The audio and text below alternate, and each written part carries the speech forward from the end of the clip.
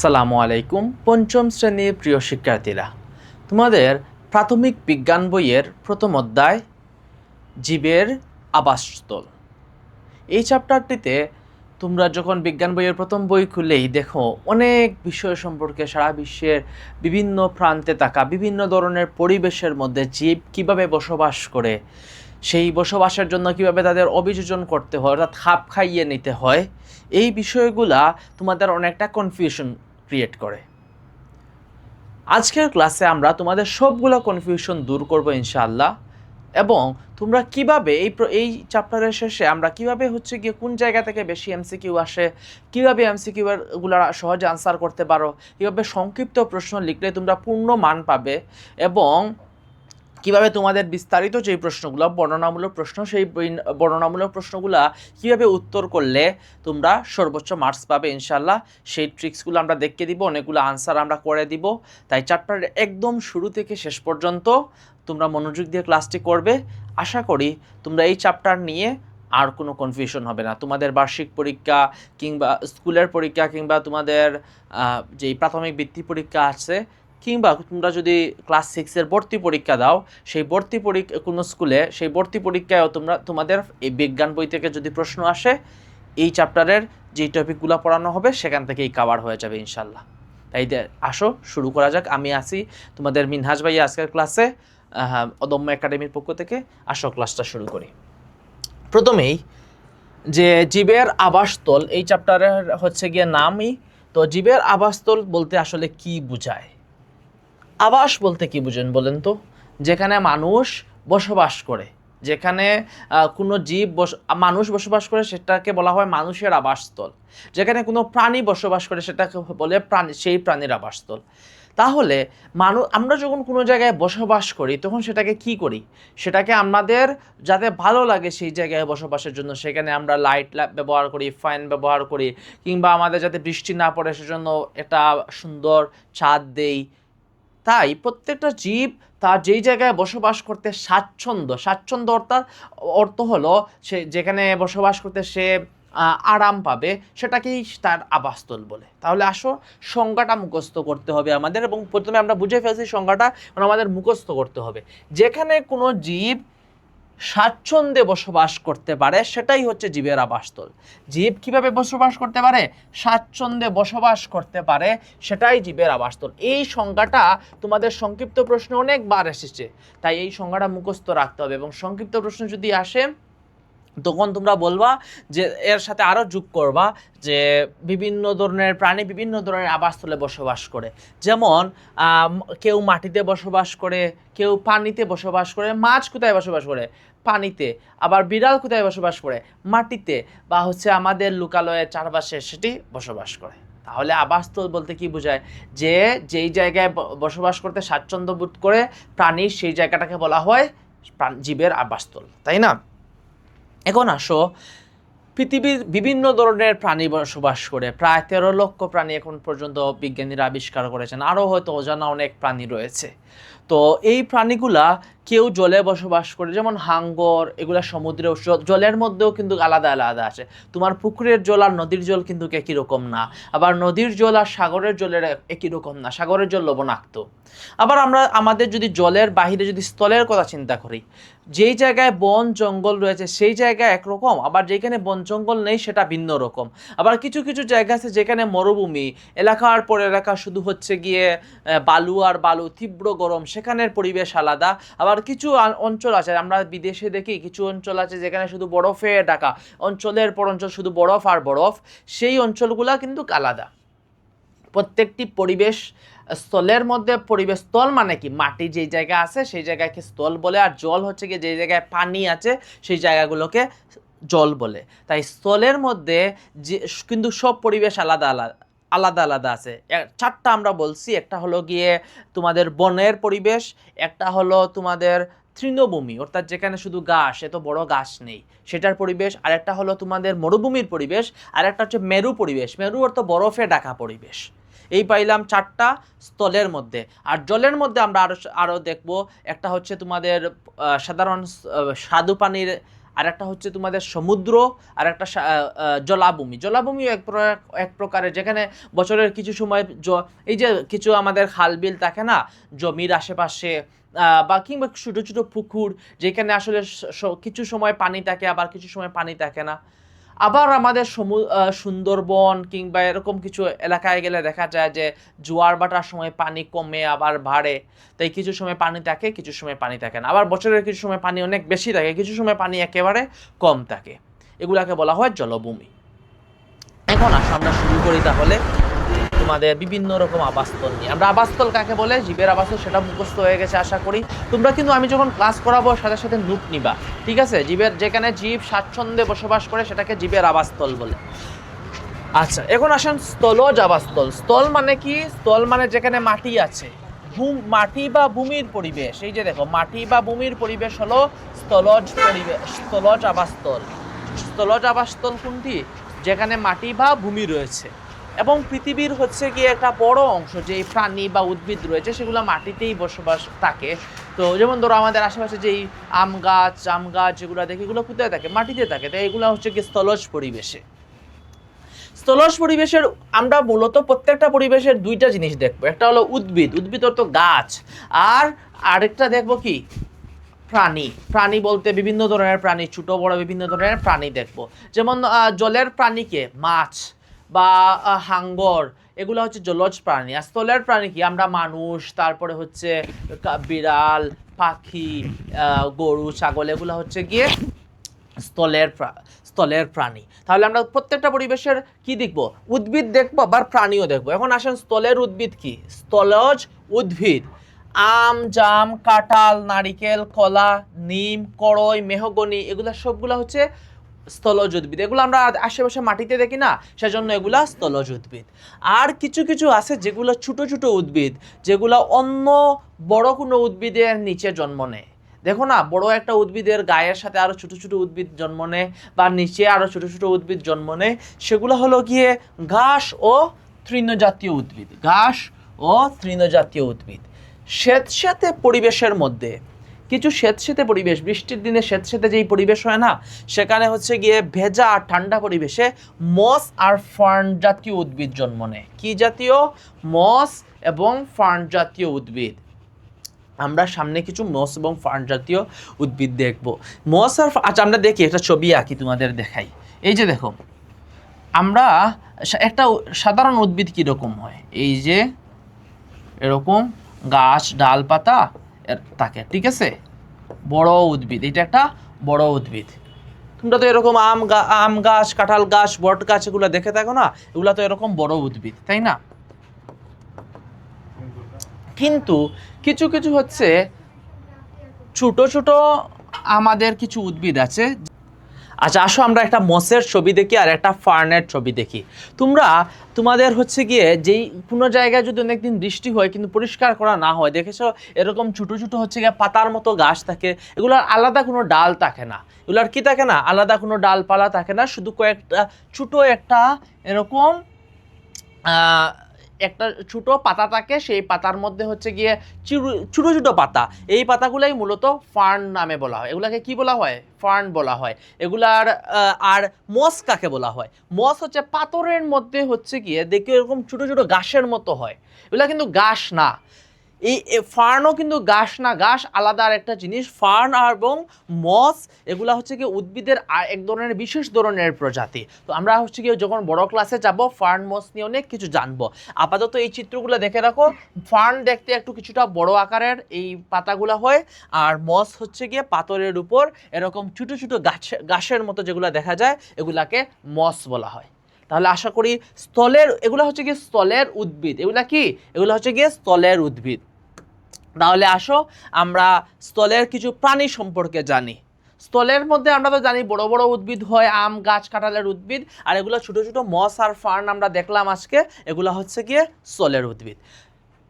এখন আসেন কিছু গাছ আছে যেগুলো হচ্ছে গিয়ে আরও কিছু গাছ সম্পর্কে, যেগুলো হচ্ছে অর্কিড বা বিভিন্ন ধরনের এই অর্কিড বা ফার্ন যেগুলোই হলো, এগুলো হচ্ছে অন্য গাছের উপর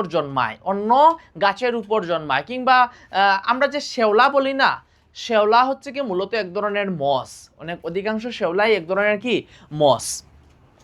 আচ্ছা, এখন আসেন স্থলের মধ্যে কোন কোন প্রাণী বসবাস করে। তোমরা যদি বলে স্থলের পরিবেশ ব্যাখ্যা করো বা স্থলে কোন ধরনের প্রাণী বা উদ্ভিদ বসবাস করে, জীব যদি বলে তাহলে উদ্ভিদ এবং প্রাণী দুইটাই বলতে হবে। আর যদি বলে প্রাণী তাহলে আমরা শুধু আমরা মানুষ, গরু, ছাগল যেগুলো বসবাস করি, যারা বসবাস করি এই প্রাণী এই স্থলের মধ্যে মাটির উপরে আমরা যারা বসবাস করি তাদের আমরা কি বলবো, তাদের আমরা স্থলের প্রাণী বলবো। হাঁস, মুরগি, বিভিন্ন ধরনের পাখি, ইঁদুর, কেঁচো, পিঁপড়াও কিন্তু স্থলের এক ধরনের প্রাণী, তাই না? আচ্ছা, স্থলের মধ্যে আমরা বলেছিলাম 4 ধরনের পরিবেশ রয়েছে। একটা হলো বনজ পরিবেশ। বনজ মানে কি, যেখানে অনেক বন জঙ্গল রয়েছে। মরুজ পরিবেশ, মানে হচ্ছে যেখানে মরুভূমি রয়েছে, যেখানে কি রয়েছে, মরুভূমি রয়েছে। আর তৃণভূমি মানে যেখানে শুধু, তৃণ মানে কি ছোট না, ছোট ছোট ঘাস, যেখানে তৃণলতা থাকে, তাহলে তৃণলতা থাকে যেখানে, সেখানে তৃণভূমি। আর আরেকটা আছে যেটাকে বলা হয় মেরুজ। কি বলা হয়, মরুজের মতো আরেকটা আছে, সেটাকে বলা হয় মেরুজ মানে হচ্ছে গিয়ে যেখানে মেরু অঞ্চল মানে বরফে ঢাকা, মেরু মানে বরফে ঢাকা, মরু মানে বালুতে ঢাকা, মরু মানে বালুতে ঢাকা, ঠিক আছে। আর মেরু মানে বরফে ঢাকা, মেরুজ মানে বরফে ঢাকা। আসো তাহলে আমরা এখন শুরু করি। একটা বনজ পরিবেশ, বনজ তো আসলে স্থলেরই পরিবেশ। আসলে সংজ্ঞাটা কি, যখন কোনো জায়গায় প্রাকৃতিকভাবে অনেক ধরনের উদ্ভিদ জন্মায়, প্রচুর পরিমাণে কি জন্মায়, উদ্ভিদ জন্মায়, তখন সেটাকে কি বলা হয়, বনজ পরিবেশ, বনের সৃষ্টি হয় সেখানে। তো আমাদের দেশে অনেক ধরনের বন রয়েছে। তো কি কি বন আছে, শালবন আর সুন্দরবন, এই দুইটা হচ্ছে খুবই বিখ্যাত। আমাদের বাড়ির আশেপাশে যেই ছোটোখাটো বন, এগুলোকে আলাদা করে বন বলা যায় না। এই যে দেখো একটা বনের পরিবেশ, এই বনের পরিবেশে এখানে হরিণ, বাঘ, ভাল্লুক, এইটা তোমাদের বইয়ের চিত্র। ছোটো ছোটো মাঝখানে নদী থাকতে পারে, খাল থাকতে পারে, অনেক বড় বড় সেখানে গাছ থাকে। তো বাংলাদেশের শালবন একটা হচ্ছে কুমিল্লা হচ্ছে গিয়ে শালবন অবস্থিত, আর সুন্দরবন দেশের দক্ষিণাঞ্চলে খুলনার দিকে অবস্থিত। আচ্ছা, বনের মধ্যে কি কি থাকে, শালবনের মধ্যে শাল, গজারি, মেহগনি, সুন্দরী একটা গাছের নাম কিন্তু। তো মেহগনি, গেওয়া, গর্জন এগুলা থাকে। এছাড়াও ছোট ছোট গুল্ম মানে কি, যেটা হচ্ছে গিয়ে লতানো উদ্ভিদগুলাকে গুল্ম বলা হয়। এই যে দেখো না যে কুমড়ার যেই গাছগুলা, সেগুলা লতানো না, এগুলো তো শক্ত কোনো গাছ না, এগুলাকে বলা হয় গুল্ম। এছাড়াও আরও অনেক লতানো গাছ আছে, সেগুলাকে গুল্ম বলা হয়। তৃণ মানে ঘাস। আর মস, তো আমরা মস আর ফার্ন দেখে আসলাম। মস হচ্ছে ছোট ছোট শেওলার মতো যেগুলা, আর ফার্ন কোনগুলা, ফার্ন হচ্ছে কি একটু বড় পাতা, যেরকম পাতা, শুধু পাতা থাকে, আলাদা কোনো ডাল থাকে না, সেগুলাকে ফার্ন বলা হয়। বনজ পরিবেশে আরও অনেক বিভিন্ন ধরনের প্রাণী বসবাস করে। কারা কারা থাকে, বাঘ, ভাল্লুক, হরিণ। বনের মধ্যে কি মানুষ থাকে? সাধারণত বনের মধ্যে মানুষ থাকে না।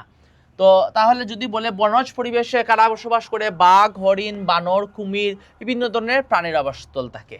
এর মধ্যে ব্যাঙ হচ্ছে উভচর প্রাণী। ব্যাঙ কোন ধরনের প্রাণী?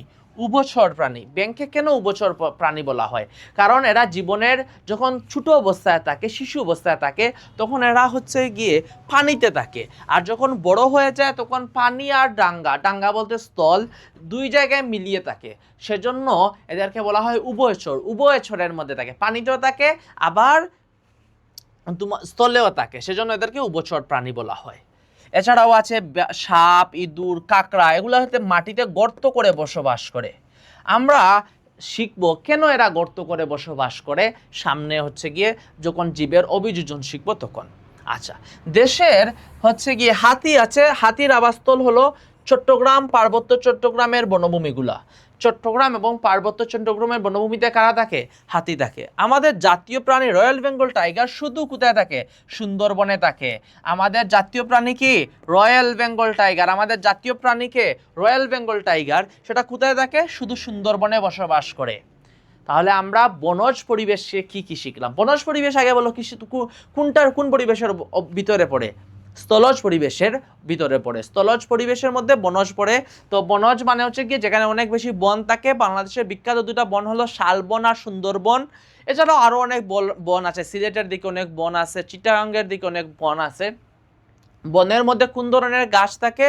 বনের মধ্যে গাছ থাকে আমাদের সুন্দরী, মেহগনি, গজারি কিংবা শাল, গেওয়া, গর্জন এগুলো হচ্ছে কোথায় থাকে? বনের গাছ। আর বনের মধ্যে অনেক ধরনের প্রাণীও থাকে, সেগুলা কি? বাঘ, ভাল্লুক, হরিণ, তারপরে কুমির, তাছাড়াও বিভিন্ন ধরনের পাখি থাকে, ব্যাঙ থাকে, সাপ, এগুলা। তো ব্যাঙকে কেন উভচর প্রাণী বলা হয়? ব্যাঙকে উভচর প্রাণী বলা হয় কারণ এরা জীবনের একটা পর্যায়ে হচ্ছে গিয়ে যখন ছোট থাকে তখন পানিতে থাকে, তখন সেগুলোকে ব্যাঙগাছি বলা হয়। কি বলা হয়? ব্যাঙগাছি। আর যখন এগুলো বড় হয়ে যায় তখন পানিতেও থাকে, স্থলেও থাকে, সেজন্য এগুলোকে উভচর বলা হয়। এছাড়া আমাদের যেই হাতি রয়েছে, বনের মধ্যে হাতি থাকে, হাতিগুলো কোন জায়গায় থাকে? চিটাগাঙ্গে থাকে, এবং পার্বত্য চিটাগাঙ্গের পার্বত্য এই যে বনগুলাতে থাকে। আর রয়্যাল বেঙ্গল টাইগার আমাদের জাতীয় প্রাণী, এটা কোথায় থাকে? শুধু সুন্দরবনে থাকে। এখন আসো তৃণভূমি। এই যে দেখো চিত্রটা, সুন্দর না? এটা হচ্ছে গিয়ে বিশাল একটা অঞ্চল, কিন্তু বড় কোনো গাছ নাই। দেখো বড় কোনো গাছ আছে? বড় কোনো গাছ নাই। এইখানে যতদূর চোখ যায় শুধু হচ্ছে গিয়ে ছোট ছোট ঘাস আর ঘাস। এখানে সাধারণত বিভিন্ন ধরনের প্রাণীরা ঘাস খেতে আসে, যেমন গরু, ছাগল, এরা হচ্ছে গিয়ে ঘাস খায়। এই যে বিস্তৃত অঞ্চল যেখানে বড় কোনো গাছ নেই, শুধু ছোট ছোট ঘাস, এগুলাকে বলা হয় তৃণভূমি। এগুলাকে কি বলা হয়? তৃণভূমি। এই যে দেখো, স্থলজ পরিবেশের মধ্যে অনেক স্থানে বিস্তীর্ণ এলাকা জুড়ে ঘাস জাতীয় উদ্ভিদের প্রাধান্য থাকে। এই ধরনের আবাসকে বলা হয় তৃণভূমি।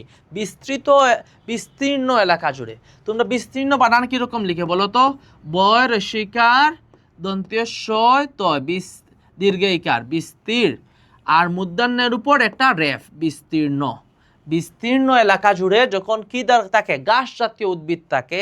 এখানে শুধু ঘাস, ঠিক আছে? ঘাস জাতীয় উদ্ভিদ থাকে, তখন সেটাকে, সেই অঞ্চলকে কি বলা হয়? সেই অঞ্চলকে বলা হয় তৃণভূমি। তো এখানে কোন ধরনের ঘাস থাকে? শন ঘাস, শন কিন্তু একটু বড় ধরনের ঘাস। তো নলখাগড়া, এই নামগুলো মুখস্থ রাখতে হবে। শন, নলখাগড়া, বিরুৎ ও গুল্ম জাতীয় উদ্ভিদ। শন, নলখাগড়া, এই নামগুলো মনে রাখা। তালিবস্য মূর্ধন্য শন, নলখাগড়া, খাতায় নোট করে রাখো। নলখাগড়া, এগুলা হচ্ছে গিয়ে তৃণভূমির উদ্ভিদ। তৃণভূমিতে কোন ধরনের প্রাণী থাকে? যারা হচ্ছে সাধারণত ঘাস খায়, বা হচ্ছে গিয়ে ছোট ছোট যেই প্রাণীগুলো আছে, যেমন হচ্ছে হরিণ, কুকুর যদিও ঘাস খায় না, বাট স্টিল ছোট ছোট প্রাণীগুলাকে সে শিকার করে। খরগোশ, শেয়াল, বাজ পাখি, পেঁচা, হায়না, বাজ পাখি, শেয়াল, এই প্রাণীগুলা কোথায় থাকে? এই প্রাণীগুলা তৃণভূমিতে থাকে। তাহলে তৃণভূমি আমরা কি সেটা জানলাম, যেটা এখানে বিস্তীর্ণ এলাকা জুড়ে শুধু ঘাস থাকে, সেটাকে তৃণভূমি বলে। সেখানে কোন ধরনের উদ্ভিদ থাকে?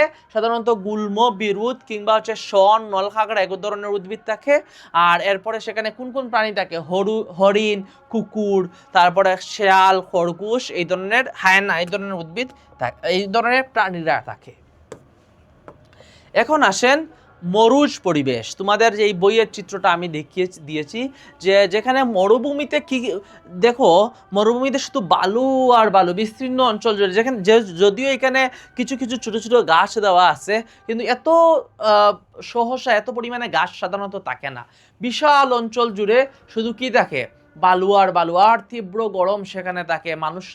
মানুষের সেখানে বসবাসের অনুপযুক্ত। সেজন্য মিডিল ইস্টের যেই মধ্যপ্রাচ্যের যেই দেশগুলো আছে, সেখানে যেমন সৌদি আরব, ওমান, কাতার, তারপরে দুবাই, সেখানে বিস্তৃত অঞ্চল জুড়ে শুধু মরুভূমি। তারপর আফ্রিকা আছে সাহারা মরুভূমি, ঠিক আছে? ভারত উপমহাদেশেও মরুভূমি আছে বড় বড়। তাই এই মরুভূমিগুলোতে কি হয়? সাধারণত মানুষ থাকে না, খুব কম পরিমাণে প্রাণী থাকে। আচ্ছা, আমরা দেখি তাহলে মরুভূমির বৈশিষ্ট্য কি। মরুভূমি হচ্ছে একটা বিশেষ ধরনের বৈশিষ্ট্য সম্পন্ন অঞ্চল, যেখানে উচ্চ তাপমাত্রা থাকে। তাপমাত্রা কিরকম? উচ্চ তাপমাত্রা, কম বৃষ্টিপাত, বৃষ্টিপাত যেই জায়গায় কম হবে সেখানে উদ্ভিদ কম জন্মাবে। দিন ও রাতের তাপমাত্রার ব্যাপক পরিবর্তন, এটার মানে কি? দিনের বেলা যেহেতু রোদ থাকে এবং সেখানে বালু থাকে, সেজন্য অনেক উত্তপ্ত হয়ে যায়, অনেক বেশি গরম থাকে সেখানে। আর যখন রাত হয় তখন যেহেতু এখানে গাছপালা নেই কিংবা প্রাণীও নেই, সেজন্য এই রাতের বেলা সেখানে আবার তাপমাত্রা অনেক কমে যায়, কমে অনেক ঠান্ডা অনুভব হয়। রাতের বেলা অনেক ঠান্ডা অনুভব হয়, আর দিনের বেলা অনেক কি হয়, সেখানে অনেক বেশি তাপমাত্রা বেড়ে যায়, অনেক বেশি গরম লাগে। এবং শুষ্ক আবহাওয়া। শুষ্ক আবহাওয়া বলতে কি বোঝায়? মানে যেটা হচ্ছে ভেজা আবহাওয়া। মানে কি ভেজা আবহাওয়া? মানে যে সেখানে হচ্ছে কি একটু ভেজা ভেজা থাকবে, পানি থাকবে, তারপরে বৃষ্টি, আর্দ্রতা বেশি থাকবে। আর শুষ্ক আবহাওয়া মানে খুব শুকনো আবহাওয়াগুলো বোঝানো হয়, সেটাকে বলা হয় শুষ্ক আবহাওয়া। আচ্ছা, তাহলে আমরা কয়টা বৈশিষ্ট্য পেলাম? একটা হচ্ছে কি উচ্চ তাপমাত্রা, কম বৃষ্টিপাত, দিন ও রাতের তাপমাত্রার ব্যাপক পার্থক্য, আর শুষ্ক আবহাওয়া। আচ্ছা, যেই উদ্ভিদগুলো হয়, কোন কোন উদ্ভিদ হয়? সৌদি আরবে আমরা জানি না অনেক বেশি খেজুর হয়, তাহলে সেই মরুভূমিগুলোতে খেজুর হয়, ফণিমনসা গাছ হয়, ক্যাকটাস হয়। কি হয়? ক্যাকটাস। ক্যাকটাস তোমরা দেখেছো? এই যে দেখো ক্যাকটাস, এটা হলো ক্যাকটাস। ক্যাকটাসের মধ্যে কাটা কাটা থাকে, কিন্তু ভিতরের অংশে কি থাকে? পানি থাকে। ভিতরের অংশ ওরা পানি, যেহেতু ওদের পানি কম ওই অঞ্চলে, ওরা পানি জমা করে রাখে। আর বাহিরের অংশটা খুব শক্ত আর কাঁটাযুক্ত হয়, যাতে এই পানিটা বের হয়ে না যেতে পারে সহজে সূর্যের আলোর কারণে। আর বিভিন্ন ধরনের গুল্ম জাতীয় উদ্ভিদ থাকে। মরুজ আবাসস্থলে প্রাণী কি কি থাকে? কোন কোন ধরনের প্রাণী থাকে? গাছ তো বুঝলাম, খেজুর থাকে, ফণিমনসা থাকে, আর কি থাকে? খেজুর, ফণিমনসা আর ক্যাকটাস। প্রাণীর মধ্যে থাকে উট। এই যে দেখো উট। উট কিন্তু নিজের পেটের মধ্যে অনেক পানি জমা করে রাখতে পারে, সেজন্য এরা মরুভূমিতে সহজে চলাচল করতে পারে। টিকটিকি, গিরগিটি। টিকটিকি, গিরগিটি, সান্ডা। সান্ডা কিন্তু মরুভূমির উদ্ভিদ, ঠিক আছে? এবং বিভিন্ন ধরনের পতঙ্গ। উট, গিরগিটি, টিকটিকি, সান্ডা এবং বিভিন্ন ধরনের পতঙ্গ, ঠিক আছে? এখন আসো মেরু আবাসস্থল। মেরু আবাসস্থল বলতে বোঝায়, এই যে দেখো বরফে ঢাকা বিশাল অঞ্চল। বিশাল অঞ্চল হচ্ছে গিয়ে পাহাড় কিংবা হচ্ছে স্থল, যেদিকে তাকান শুধুই হচ্ছে গিয়ে বরফ আর বরফে ঢাকা। এই অঞ্চলগুলাকে বলা হয় মেরু অঞ্চল। আমাদের পৃথিবীতে দুইটা মেরু আছে। আমাদের পৃথিবীতে কি আছে? দুইটা মেরু আছে। একটাকে বলা হয় উত্তর মেরু, আর একটা হলো গিয়ে দক্ষিণ মেরু। অর্থাৎ পৃথিবীটা একটু চাপা না? কমলা লেবুর মতো পৃথিবীটাকে চাপা বলা হয়। এটাকে বলা হয় উত্তর মেরু, আর এটাকে বলা হয়, এই পৃথিবীর দুইটা অংশ থেকে দুইটা মেরু। এই মেরু অঞ্চলগুলাতে অধিকাংশ সময় শীতকাল থাকে, বছরের অধিকাংশ সময় শীতকাল থাকে, এবং এগুলা বরফে ঢাকা থাকে। কি থাকে? বরফে ঢাকা থাকে। যেমন অ্যান্টার্কটিকা মহাদেশ আছে, সেটা হচ্ছে গিয়ে সারা বছরই হচ্ছে গিয়ে সেখানে বরফ থাকে।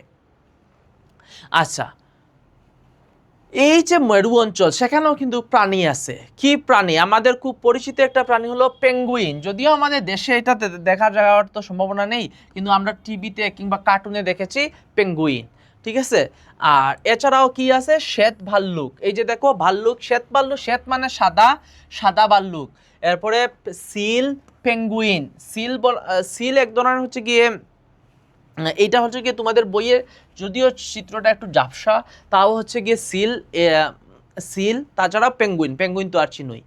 তাহলে আমাদের মেরু অঞ্চলের প্রাণী কি কি মুখস্থ রাখতে হবে? শ্বেত ভাল্লুক, সিল, পেঙ্গুইন। আর উদ্ভিদ কি কি আছে সেখানে? যদিও বরফে ঢাকা, কোনো অঞ্চল যখন বরফে ঢাকা থাকে সেটাকে বলা হয় মেরু অঞ্চল। মেরু। আচ্ছা, মেরু অঞ্চলের মধ্যে আর্কটিক উইলো, কটন গ্রাস আর লাইকেন জাতীয় উদ্ভিদ থাকে। নামগুলো একটু কঠিন, আমরা আবার পড়ি। আর্কটিক উইলো, আর্কটিক উইলো ইংরেজি নাম। এরপরে হচ্ছে গিয়া কটন গ্রাস, এটা এক ধরনের ঘাস, কটন গ্রাস, ঠিক আছে? আর কি আছে? লাইকেন জাতীয় উদ্ভিদ।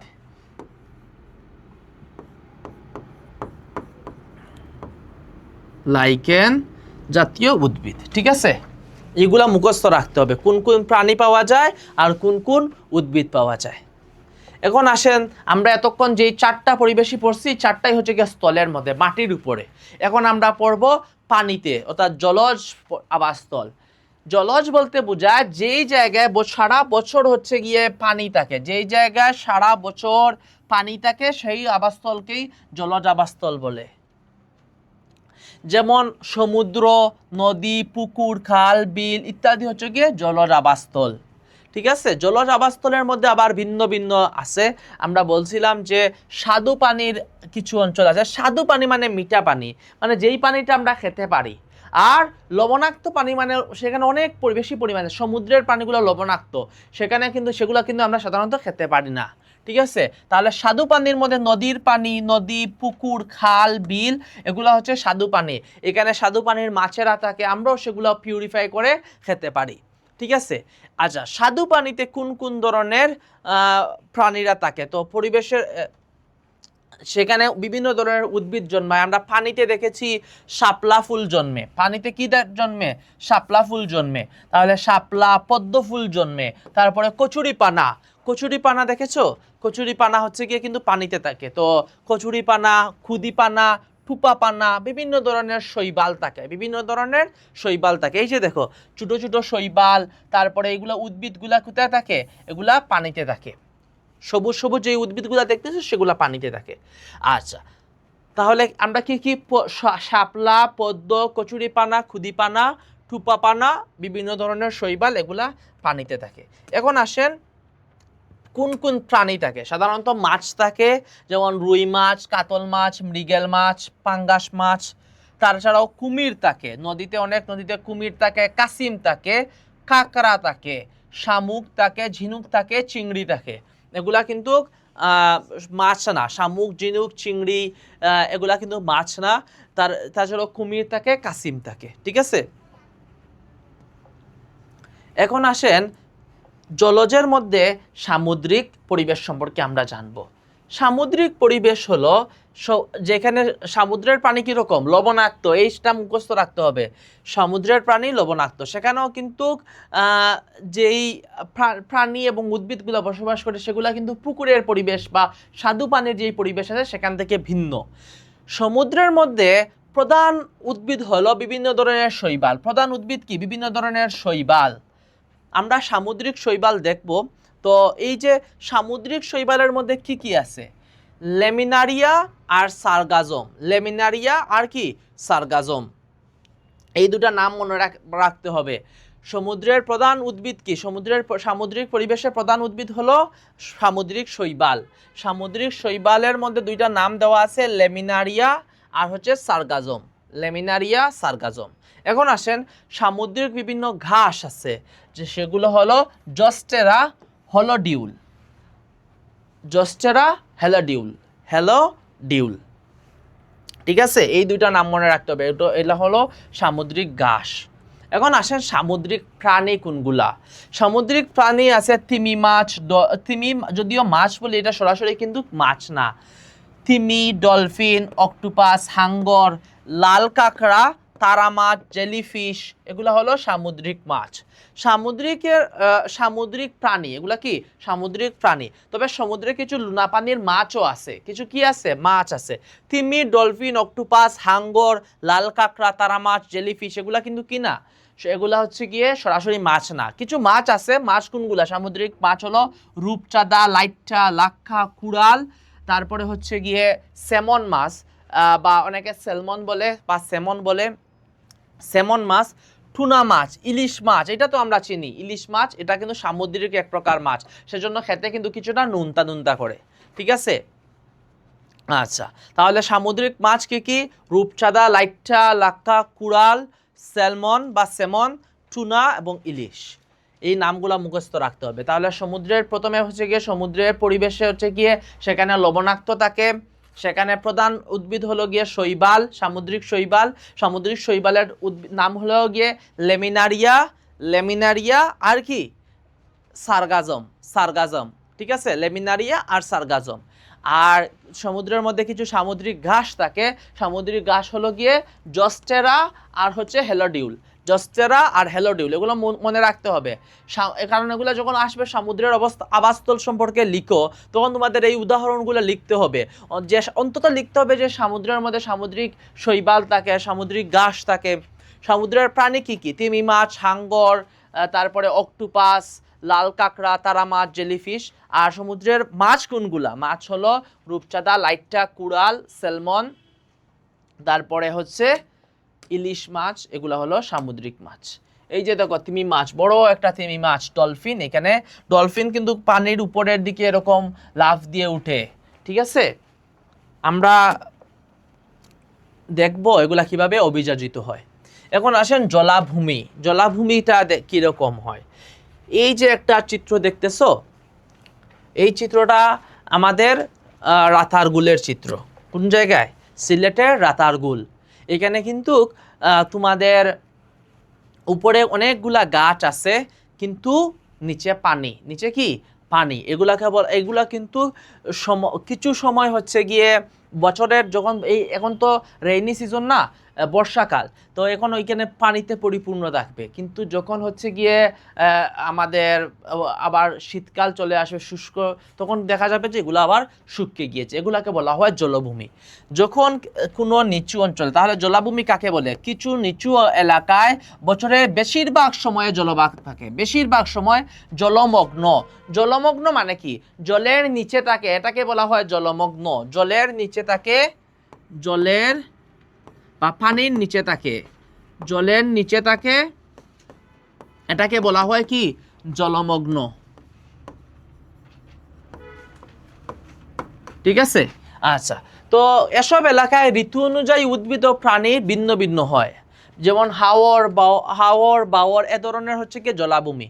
বাংলাদেশে অনেক হাওর আছে, সিলেট, কিশোরগঞ্জ, এইদিকে অনেক হাওর বাওর আছে। এই জলাভূমিতে অনেক স্বাদু পানির মাছ পাওয়া যায়। আচ্ছা, কি কি হাওর বাওর আছে? যেমন এই যে জলাভূমির মধ্যে আছে রাতারগুল। আমরা এই যে রাতারগুলের একটা সুন্দর চিত্র দিয়েছি তোমাদের দেখার জন্য।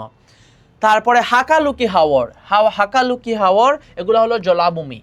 আবার কিছু নুনা পানিরও নুনা পানি মানে কি? লবণাক্ত পানি, এগুলো জলাভূমিও আছে। যেমন সুন্দরবন, সুন্দরবন কিন্তু নুনা পানির একটা সুন্দরবনের আশেপাশে কিন্তু সমুদ্র আছে, সেজন্য হচ্ছে কি সেখানে লবণাক্ত পানি প্রবেশ করে, এবং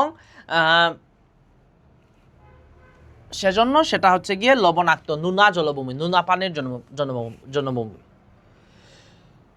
পানির গভীরতার সাথে সাথে এখানে বিভিন্ন হচ্ছে গিয়ে বৈচিত্র্য মানে কি? বৈচিত্র্য মানে হলো ভিন্নতা, ভিন্ন ভিন্ন হয়, বিভিন্ন ধরনের। পানি যত গভীর হয়, বিভিন্ন হচ্ছে গিয়ে উদ্ভিদও ভিন্ন ভিন্ন হতে থাকে, প্রাণীরও ভিন্ন ভিন্ন হতে থাকে। সো জলভূমির মধ্যে কোন ধরনের উদ্ভিদ থাকে? কলমি শাক, কলমি কিন্তু আমরা শাক হিসেবে খাই। হেলেঞ্চা, কলমি, হেলেঞ্চা, এগুলা কিন্তু আমরা শাক হিসেবে খেয়ে থাকি। হিজল, করচ, বরুণ, হিজল, করচ, বরুণ, এগুলা কি কোথায় থাকে? এগুলা হচ্ছে গিয়ে জলাভূমি, এগুলা পানির মধ্যে থাকে। এইখানে বিভিন্ন ধরনের প্রাণী থাকে, যেমন ছোট ছোট মাছ থাকে, ব্যাঙ থাকে, তারপরে সাপ থাকে, জলচর অনেক পাখিও থাকে। জলচর কি থাকে? জলচর পাখিও থাকে। তাহলে জলাভূমি মানে কি? যেখানে বছরের কি বেশিরভাগ সময় পানির নিচে থাকে, অর্থাৎ জলমগ্ন থাকে, আর কিছু সময় সেটা হচ্ছে শুকিয়ে যায়, অর্থাৎ শুষ্ক থাকে। কোন কোন অঞ্চল? হাওর বাওর হলো জলভূমি। হাওর বাওর কোনগুলো? রাতারগুল কিংবা হচ্ছে হাকালুকি হাওর, এগুলো হচ্ছে কি হাওর। আর সেখানে কোন কোন ধরনের উদ্ভিদ থাকে? কলমি, হেলেঞ্চা, বরুণ, হিজল, করচ, এগুলা। আর মাছ থাকে, বিভিন্ন ধরনের মাছ থাকে, সেগুলো হলো প্রাণী। মাছ থাকে, সাপ থাকে, ব্যাঙ থাকে, জলচর পাখি থাকে। ঠিক আছে? এটা হলো জলভূমির বৈশিষ্ট্য। এখন আসেন, আমরা এতক্ষণ ধরে যেগুলো পড়ছিলাম সেগুলো হচ্ছে বিভিন্ন আবাসস্থলের আমরা বর্ণনা দিচ্ছিলাম। বিভিন্ন আবাসস্থলের কি দিচ্ছিলাম? আমরা বর্ণনা দিচ্ছিলাম। এখন আমরা পড়ব জীবের, আমরা দ্বিতীয় পাঠে চলে আসছি। এখন আমরা পড়ব যে জীবের অভিযোজন। একই চ্যাপ্টার প্রথম অধ্যায়ের আমরা এতক্ষণ ধরে পড়ছিলাম কি? জীবের বিভিন্ন আবাসস্থল সম্পর্কে। আর এখন আমরা পড়ছি জীবের অভিযোজন নিয়ে। আচ্ছা, জীবের অভিযোজন মানে কি? অভিযোজন শব্দের অর্থ হচ্ছে গিয়ে খাপ খাইয়ে নেওয়া। খাপ খাইয়ে নেওয়াকে অভিযোজন বলে। এই যে দেখো, খাপ খাইয়ে বেঁচে থাকার প্রক্রিয়াকে অভিযোজন বলে। খাপ খাইয়ে জীবের নির্দিষ্ট বাসস্থানে বা নির্দিষ্ট পরিবেশে জীবের খাপ খাইয়ে বেঁচে থাকার প্রক্রিয়াকে। তাহলে আমরা কি লিখব? আমরা লিখব খাপ খাইয়ে বেঁচে থাকাকে কি বলে? বেঁচে থাকার প্রক্রিয়াকে অভিযোজন বলে। ঠিক আছে, এখানে লিখা আছে খুব সুন্দর করে। এই সংজ্ঞাটা মুখস্থ করতে হবে, এটা কিন্তু পরীক্ষায় আসে। আমি 3 স্টার দিয়ে দিচ্ছি এই সংজ্ঞা। জীবের আবাসস্থল কাকে বলে আর জীবের অভিযোজন কাকে বলে? আবাসস্থল হলে যেখানে স্বাচ্ছন্দ্যে বসবাস করে, আর জীবের অভিযোজন বলতে হচ্ছে গিয়ে জীবের খাপ খাইয়ে বেঁচে থাকার প্রক্রিয়াকে অভিযোজন বলে। তো খাপ খাইয়ে থাকার জন্য কিছু বিশেষ ধরনের বৈশিষ্ট্য লক্ষ্য করা যায়। কি ধরনের বিশেষ বৈশিষ্ট্য থাকে? যেমন তার বাসস্থানের জন্য বিশেষ, কিংবা তার আত্মরক্ষার জন্য, তার প্রজননের জন্য। প্রজনন মানে কি? আত্মরক্ষা মানে হচ্ছে কি অন্যের আক্রমণ থেকে বেঁচে থাকা। বাসস্থান মানে সেখানে বসবাস করবে। আর প্রজনন মানে হচ্ছে গিয়ে আমরা বংশ বিস্তার করা। বংশ বিস্তার অনেকভাবে করতে পারে। যেমন ওই যে মুরগি হচ্ছে গিয়ে ডিম ফুটায়, তাই না? ডিম ফুটানোর মাধ্যমে তার বাচ্চা হয়, এটা হচ্ছে তার বংশ বিস্তার। আবার বিড়াল কি করে? বিড়াল বা গরু, ছাগল এগুলো হচ্ছে গিয়ে বাচ্চা প্রস্রব করে। বাচ্চা প্রস্রব করার মাধ্যমে এরা বংশ বিস্তার করে। এই যে প্রত্যেকটা প্রক্রিয়ার জন্য এদের কি করতে হয়? বিভিন্ন ধরনের পরিবর্তন, বৈশিষ্ট্যের পরিবর্তন হয়। এই পরিবর্তনটাকেই হচ্ছে গিয়ে মূলত জীবের অভিযোজন বলা হয়। আমরা একটা উদাহরণ দেখি। এই যে দেখো, এটা হচ্ছে কচুরিপানা। এটা কি? কচুরিপানা। কচুরিপানার একটা ফাঁপা অংশ থাকে। এই যে দেখো, একটা ফুলা অংশ, বেলুনের মতো ফুলা অংশ আছে, তাই না? আমরা আরেকটা কালি দিয়ে দেখি। এই যে দেখো, এই যে ফুলা অংশটা, এটাকে বলা হয় বায়ুকুটুরি। এটাকে কি বলা হয়? বায়ুকুটুরি। এটার ভিতরের কিন্তু অংশটা ফাঁপা, বিপরীত অংশ কি? ফাঁপা, মানে খালি খালি, তাই না? এই যে এইটাকে বলা হয় বায়ুকুটুরি। বায়ুকুটুরি তাকে কি করে? তাকে হচ্ছে জলের মধ্যে, পানির মধ্যে বেশে থাকতে সাহায্য করে। তাকে কি করে? বেশে থাকতে সাহায্য করে। তাহলে আমাদের মুখস্থ করতে হবে বায়ুকুটুরি কি? কচুরিপানার মধ্যে যেই ফাঁপা অংশ থাকে সেটাকে বায়ুকুটুরি বলা হয়। বায়ুকুটুরি কি? বায়ুকুটুরি হচ্ছে গিয়ে কচুরিপানার মধ্যে যেই ফাঁপা অংশ থাকে তাকে বায়ুকুটুরি বলা হয়। এই বায়ুকুটুরি তাকে কি করতে সাহায্য করে? বেশে থাকতে সাহায্য করে। ঠিক আছে, বায়ুকুটুরি হচ্ছে জলজ পরিবেশের একটা অভিযোজন। আমাদের যদি বলে জলজ পরিবেশের একটা অভিযোজন বলো, তাহলে বলবা যে বায়ুকুটুরি হচ্ছে গিয়ে কচুরিপানার মধ্যে থাকে এবং এটার মাধ্যমে সে কি করতে পারে? বেঁচে থাকতে পারে। সেই জন্য এটা হচ্ছে গিয়ে অভিযোজন। এই যে পরিবর্তন করে খাপ খাইয়ে নিল, এখন তাকে জলে থাকতে হবে। জলে থাকতে হলে কি করতে হবে? বেঁচে থাকতে হবে। বেঁচে থাকার জন্য তার একটা অংশ কি হয়েছে? ফাঁপা এবং বেলুনের মতো, সেজন্য সে সহজে বেঁচে থাকতে পারতেছে। এটাই হচ্ছে গিয়ে তার অভিযোজন। এখন আসো আমরা স্থলের কিছু প্রাণীর দেখি। স্থলের প্রাণীদের কি হয়? এই যে দেখো, মুরগির পাটা কিন্তু অনেক শক্ত হয়। মুরগির পাটা শক্ত হয় যাতে সে খুঁড়ে পোকা বের করতে পারে। মাটি খুঁড়ে কি করতে পারে? পোকা বের করতে পারে, সেগুলো সে সাথে খেতে পারে সহজে। আচ্ছা, এখন মুরগির পাড়, হাঁসের পাড় কিন্তু দেখো ভিন্ন। হাঁসের পায়ের আঙ্গুলগুলা জোড়া লাগানো, পর্দা বিশিষ্ট, পর্দা লাগানো। হাঁসের পায়ের আঙ্গুলগুলাতে কি লাগানো? পর্দা লাগানো। এই যে দেখো, পর্দা লাগানো। এই যে পর্দা, কেন এই পর্দা লাগানো? যাতে হাঁস কোথায় গিয়ে বেশি থাকে? পানির মধ্যে গিয়ে থাকে। তো পানিতে যাতে সে সহজে সাঁতার কাটতে পারে, পানিতে যাতে সহজে সাঁতার কাটতে পারে, সেজন্য তার পায়ের মধ্যে কি থাকে? পায়ের পাতাগুলো পর্দা বিশিষ্ট থাকে। এই যে দেখো, হাঁসের পাগুলো পর্দা বিশিষ্ট, এতে সে সহজে পানিতে সাঁতার কাটতে পারে। আশা করি তোমরা বুঝতে পারছো। ঠিক আছে, এখন আসো, তাহলে আমরা কি এই যে আল্লাহ সুবহানাহু ওয়া তাআলা আমাদের প্রত্যেকটা প্রাণীকেই এমনভাবে সৃষ্টি করেছেন যাতে তাকে সেই পরিবেশের মধ্যে বসবাস করতে পারে। আমাদের ফুসফুস দিয়েছেন। আমরা কোথায় থাকি? আমরা হচ্ছে গিয়ে এই স্থলের মধ্যে থাকি। স্থলের প্রাণীগুলোকে ফুসফুস দেওয়া আছে, সেজন্য এরা বায়ু থেকে বাতাস কি নিতে পারে? শ্বাস প্রশ্বাস নিতে পারে। কিন্তু মাছের মধ্যে কিন্তু ফুসফুস থাকে না, ফুলকা থাকে। কারণ মাছ কোথায় থাকে? পানিতে থাকে। এই যে সেজন্য সে পানি থেকে যাতে অক্সিজেন নিতে পারে, বায়ু নিতে পারে, সেজন্য তার মধ্যে ফুলকা দেওয়া আছে। অর্থাৎ আল্লাহ আমাদের যেই পরিবেশে সৃষ্টি করেছেন সেই পরিবেশের জন্য পরিবর্তন, সেই পরিবেশের উপযুক্ত করে দিয়েছেন। এই যে কোনো কোনো পরিবেশের মধ্যে কোনো জীবের এই যে খাপ খাইয়ে নেওয়ার যে প্রক্রিয়াটা, এটাকেই বলা হয় সেই প্রাণীর অভিযোজন। ঠিক আছে, এখন আসেন, অভিযোজন কিন্তু আমাদের আল্লাহর দেওয়া একটা বিশেষ নিয়ামত। আমরা যদি এরকম খাপ খাইয়ে না নিতে পারতাম তাহলে কি হইতো, আমরা হারিয়ে যেতাম, আমরা মারা যাইতাম, আমাদের আর নতুন প্রজন্ম আসতো না। আমরা এই পৃথিবী থেকে যে কোনো যদি কোনো প্রাণী যখন খাপ খাইয়ে না নিতে পারে তখন তার কি হয়, সে বিলুপ্ত হয়ে যায়, সে হারিয়ে যায়। ঠিক আছে, তাহলে আসো বিভিন্ন স্থলজ পরিবেশের আমরা অভিযোজন দেখব। স্থলজ পরিবেশের অভিযোজন, স্থলজ পরিবেশের মধ্যে তো আমরা 4টা দেখছি। একটা হলো বনজ, তারপরে মেরু, মরু, মরু মানে মরুভূমি, তাছাড়া হচ্ছে গিয়ে আমরা তৃণভূমিতে দেখেছি। তো আসো আমরা হচ্ছে গিয়ে কি হয়, আমাদের যখন বনের মধ্যে উদ্ভিদগুলার কাণ্ড শক্ত এবং মোটা হয়, যাতে হচ্ছে গিয়ে সে মাটিকে মানে খুব শক্তভাবে আটকে ধরে রাখতে পারে। একটা উদ্ভিদের কিন্তু অনেক মোটা কি হয়, কাণ্ড হয়, অনেক মোটা কাণ্ড হয়। কেন? যাতে হচ্ছে সে সহজে পড়ে না যায়, যাতে কি হয়, সে সহজে পড়ে না যায়। ঠিক আছে, এটা হলো একটা উদ্ভিদ। আচ্ছা, একটা পড়লাম আমরা হচ্ছে গিয়ে উদ্ভিদের কাণ্ড মোটা হয় এবং যাতে সহজে সে মাটির সাথে আঁকড়ে ধরতে পারে।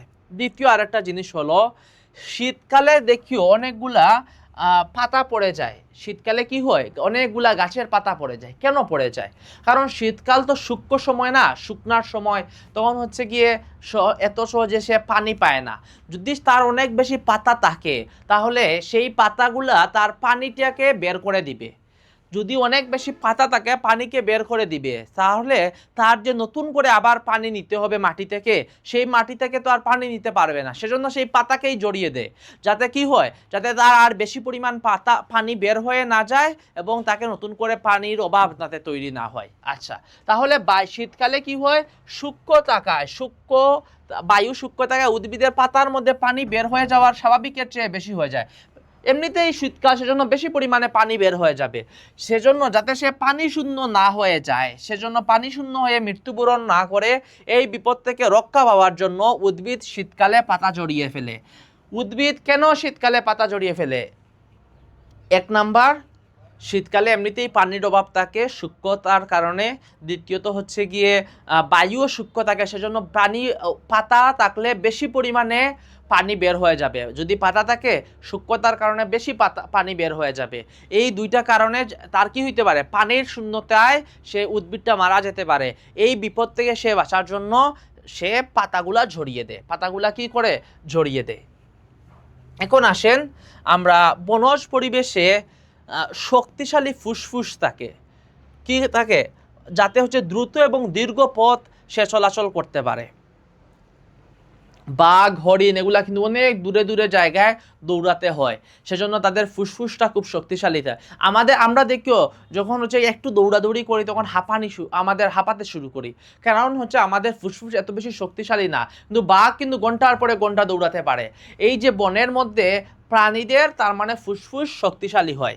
আচ্ছা, আর কি শক্তিশালী হয় এদের, হচ্ছে গিয়ে নখ। এই যে দেখো, একটা পাখির নখ অনেক বড় এবং শক্তিশালী। বাঘের নখ দেখেছো, বাঘের দাঁতগুলা দেখেছো, কত বড় বড় বাঘের দাঁত।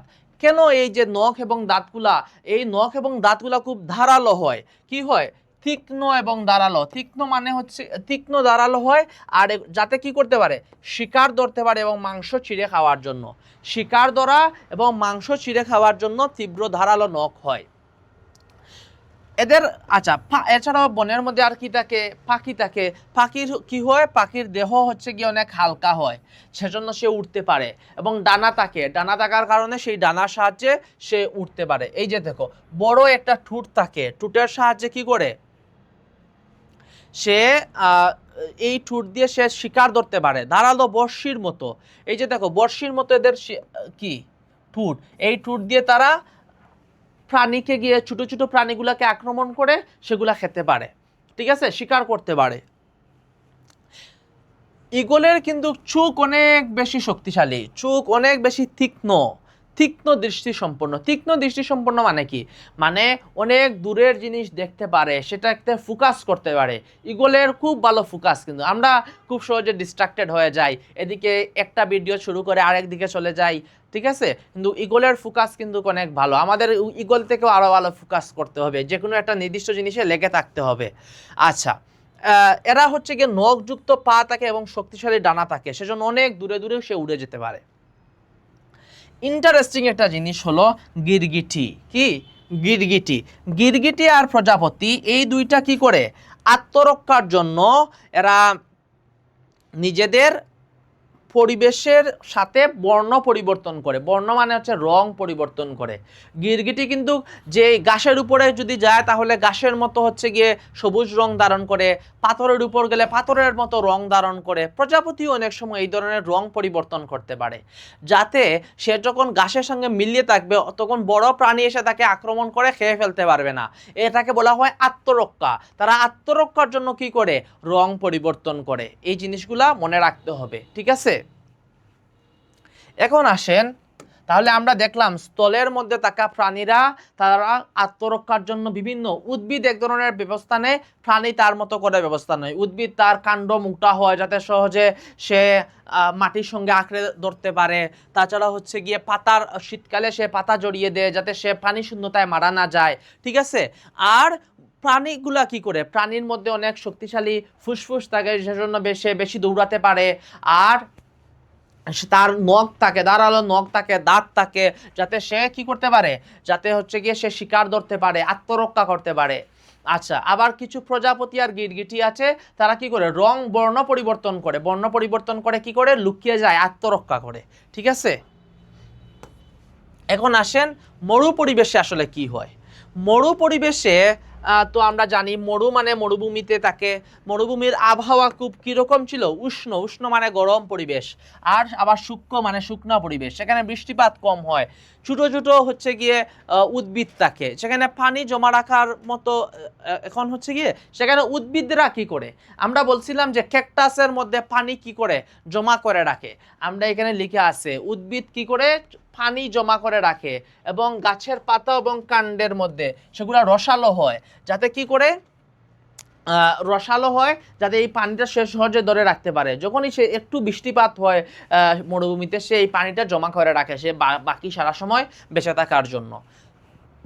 আচ্ছা, সেই গাছগুলোর মধ্যে আত্মরক্ষা করার জন্য, কি করার জন্য? আত্মরক্ষা করার জন্য কাঁটা থাকে। গাছের মধ্যে কি থাকে? কাঁটা থাকে। গাছের পাতাটা কাঁটার মধ্যে, কাঁটায় পরিণত হয়। কার কার কাঁটা থাকে? খেজুরের গাছেও কিন্তু কাঁটা থাকে, ক্যাকটাসেও কাঁটা থাকে। তাহলে আমরা শিখলাম সেগুলা পাতা, যে মরুভূমিতে থাকা গাছগুলোর মধ্যে সেগুলা চ্যাপ্টা হয়, পাতা চ্যাপ্টা হয় এবং রসালো হয়, যাতে সে পানি ধরে রাখতে পারে। আর আরেকটা হচ্ছে সে আত্মরক্ষার জন্য তার পাতাগুলা কাঁটায় পরিণত হয়। কাঁটার পরিণত হয় কার কার? ক্যাকটাসের আর খেজুরের, ঠিক আছে? আচ্ছা, এখন আসেন উট। উটে হচ্ছে গিয়ে কী করে? উট তার শরীরের মধ্যে, পেটের মধ্যে অনেক পানি সঞ্চয় করে রাখে। উট কি করে? উট হচ্ছে মরুভূমির প্রাণী। উট তার পেটের মধ্যে অনেক পানি হচ্ছে গিয়ে সঞ্চয় করে রাখে। এবং বাকি প্রাণীরা কি করে? বাকিরা হয়তো বা পানিও সঞ্চয় করে শরীরের মধ্যে, আর এরা হচ্ছে গিয়ে মাটির নিচে গর্তের মধ্যে লুকিয়ে পড়ে। মাটির নিচে গর্তের মধ্যে থাকলে সূর্যের তাপ সরাসরি তাদের হচ্ছে গিয়ে, এই যে ঠান্ডা পড়ছে, টিকটিকি, গিরগি, এগুলা কিন্তু কোথায় থাকে?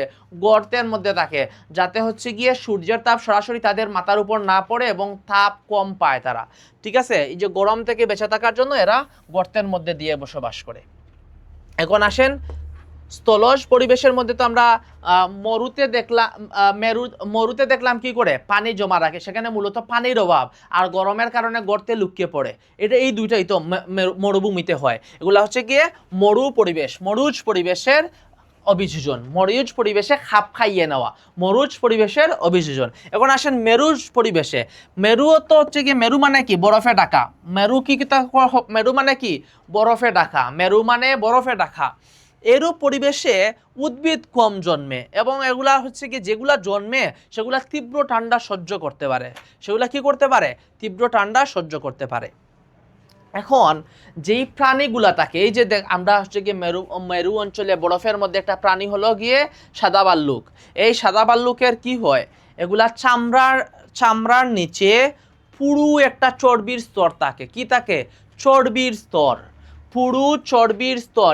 এদের শরীরের চামড়ার নিচে, এই লাইনটা মুখস্থ রাখতে হবে, যে শরীরের চামড়ার নিচে পুরু চর্বির স্তর থাকে এবং এগুলা সাদা লোম থাকে, যাতে হচ্ছে গিয়ে এমনিতে বরফই তো সাদা, এবং যাতে হচ্ছে গিয়ে ওদের যদি শরীরের লোমও সাদা হয় তাহলে যে কোনো জায়গায় লুকিয়ে থাকলে যে কেউ সহজে দেখতে পাবে না। প্রথমত এদের চামড়ার নিচে হচ্ছে গিয়ে চর্বি থাকে, যার কারণে এরা বরফ ঠান্ডা কম লাগে। দ্বিতীয় হচ্ছে এদের সাদা ভাল্লুকের সাদা রঙের কারণে সেটা বরফের মধ্যে লুকিয়ে থাকলেও কেউ দেখতে পারে না, যার কারণে ওরা আত্মরক্ষা করতে পারে। ঠিক আছে, এদের লম্বা বাঁকানো এবং শক্তিশালী পা থাকে, যাতে হচ্ছে গিয়ে এগুলো অভিযোজিত হয়, যাতে বরফের মধ্যে চলাচল করতে পারে। ঠিক আছে, এটা হচ্ছে গিয়ে মেরু অঞ্চলের একটা প্রাণীর অভিযোজন, খাপ খাইয়ে নেওয়া। ঠিক আছে, এখন আসেন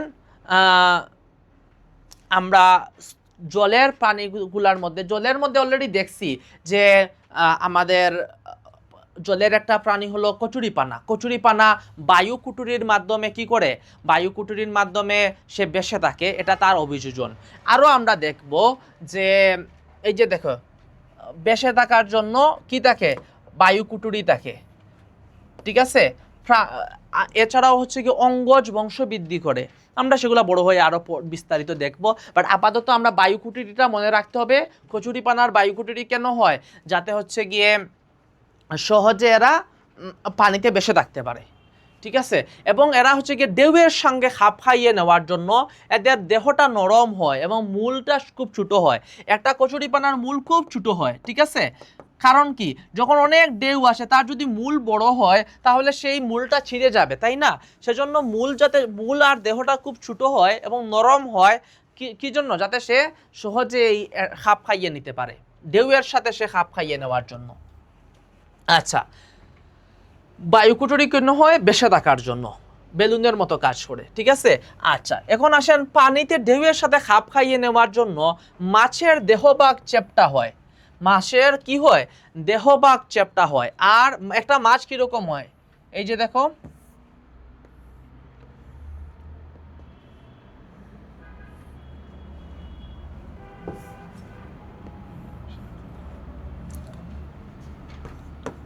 দেখো মাঝখানটা কিন্তু চ্যাপ্টা, মাঝখানটা কি চ্যাপ্টা, আর সামনের অংশটা কি, সামনের অংশটা সরু চিকন, পিছনের অংশটাও চিকন। ঠিক আছে, কেন? কারণ যাতে সহজে সে পানিতে বেঁচে থাকতে পারে এবং সাঁতার কাটতে পারে, ঢেউয়ের সাথে খাপ খাইয়ে নিতে পারে। ঢেউয়ের সাথে খাপ খাইয়ে নেওয়ার জন্য তার মাঝখানটা চ্যাপ্টা, আর মাথা আর পিছন মাথা আর লেজ হয় সরু। আচ্ছা, প্রাণী এই যে গাছগুলার অর্থাৎ কচুরিপানা উদ্ভিদের বেঁচে থাকার জন্য বায়ু কুটুরি থাকে। কি থাকে? বায়ু কুটুরি থাকে।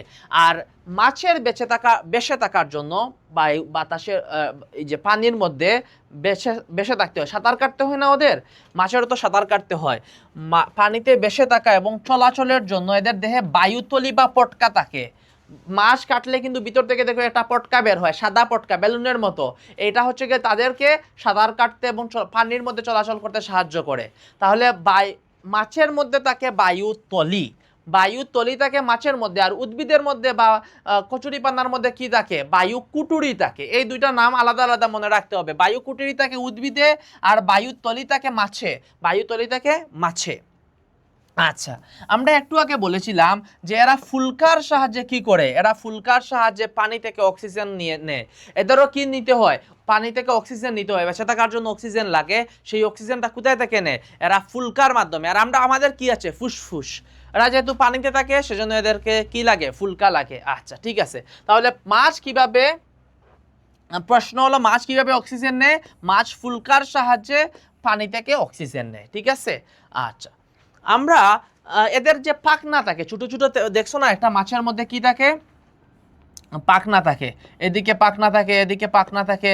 পাখনা আর লেজ কি করে? এই পাখনা আর এই লেজ এটা মূলত তাদের সাঁতার কাটতে সাহায্য করে। তাহলে আমরা দেখলাম যে জলের মধ্যে থাকা প্রাণীদেরও কি করে?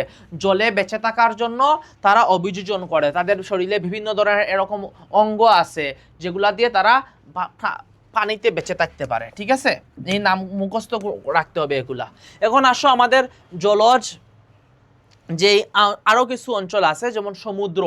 সমুদ্রের মধ্যে কিভাবে বেঁচে থাকে? সমুদ্রের মধ্যে যেই প্রাণীগুলো আছে সেখানে হচ্ছে গিয়ে সমুদ্রে কিন্তু তীব্র পানির চাপ থাকে। ঠিক আছে, সমুদ্রের পানি এমনিতেই ঘনত্ব বেশি, যেহেতু লবণ থাকে সেজন্য অনেক ঘন হয়, আর চাপ অনেক বিশাল বিশাল সমুদ্র হয় না, অনেক গভীরতায় থাকে, সেগুলোর চাপও বেশি থাকে।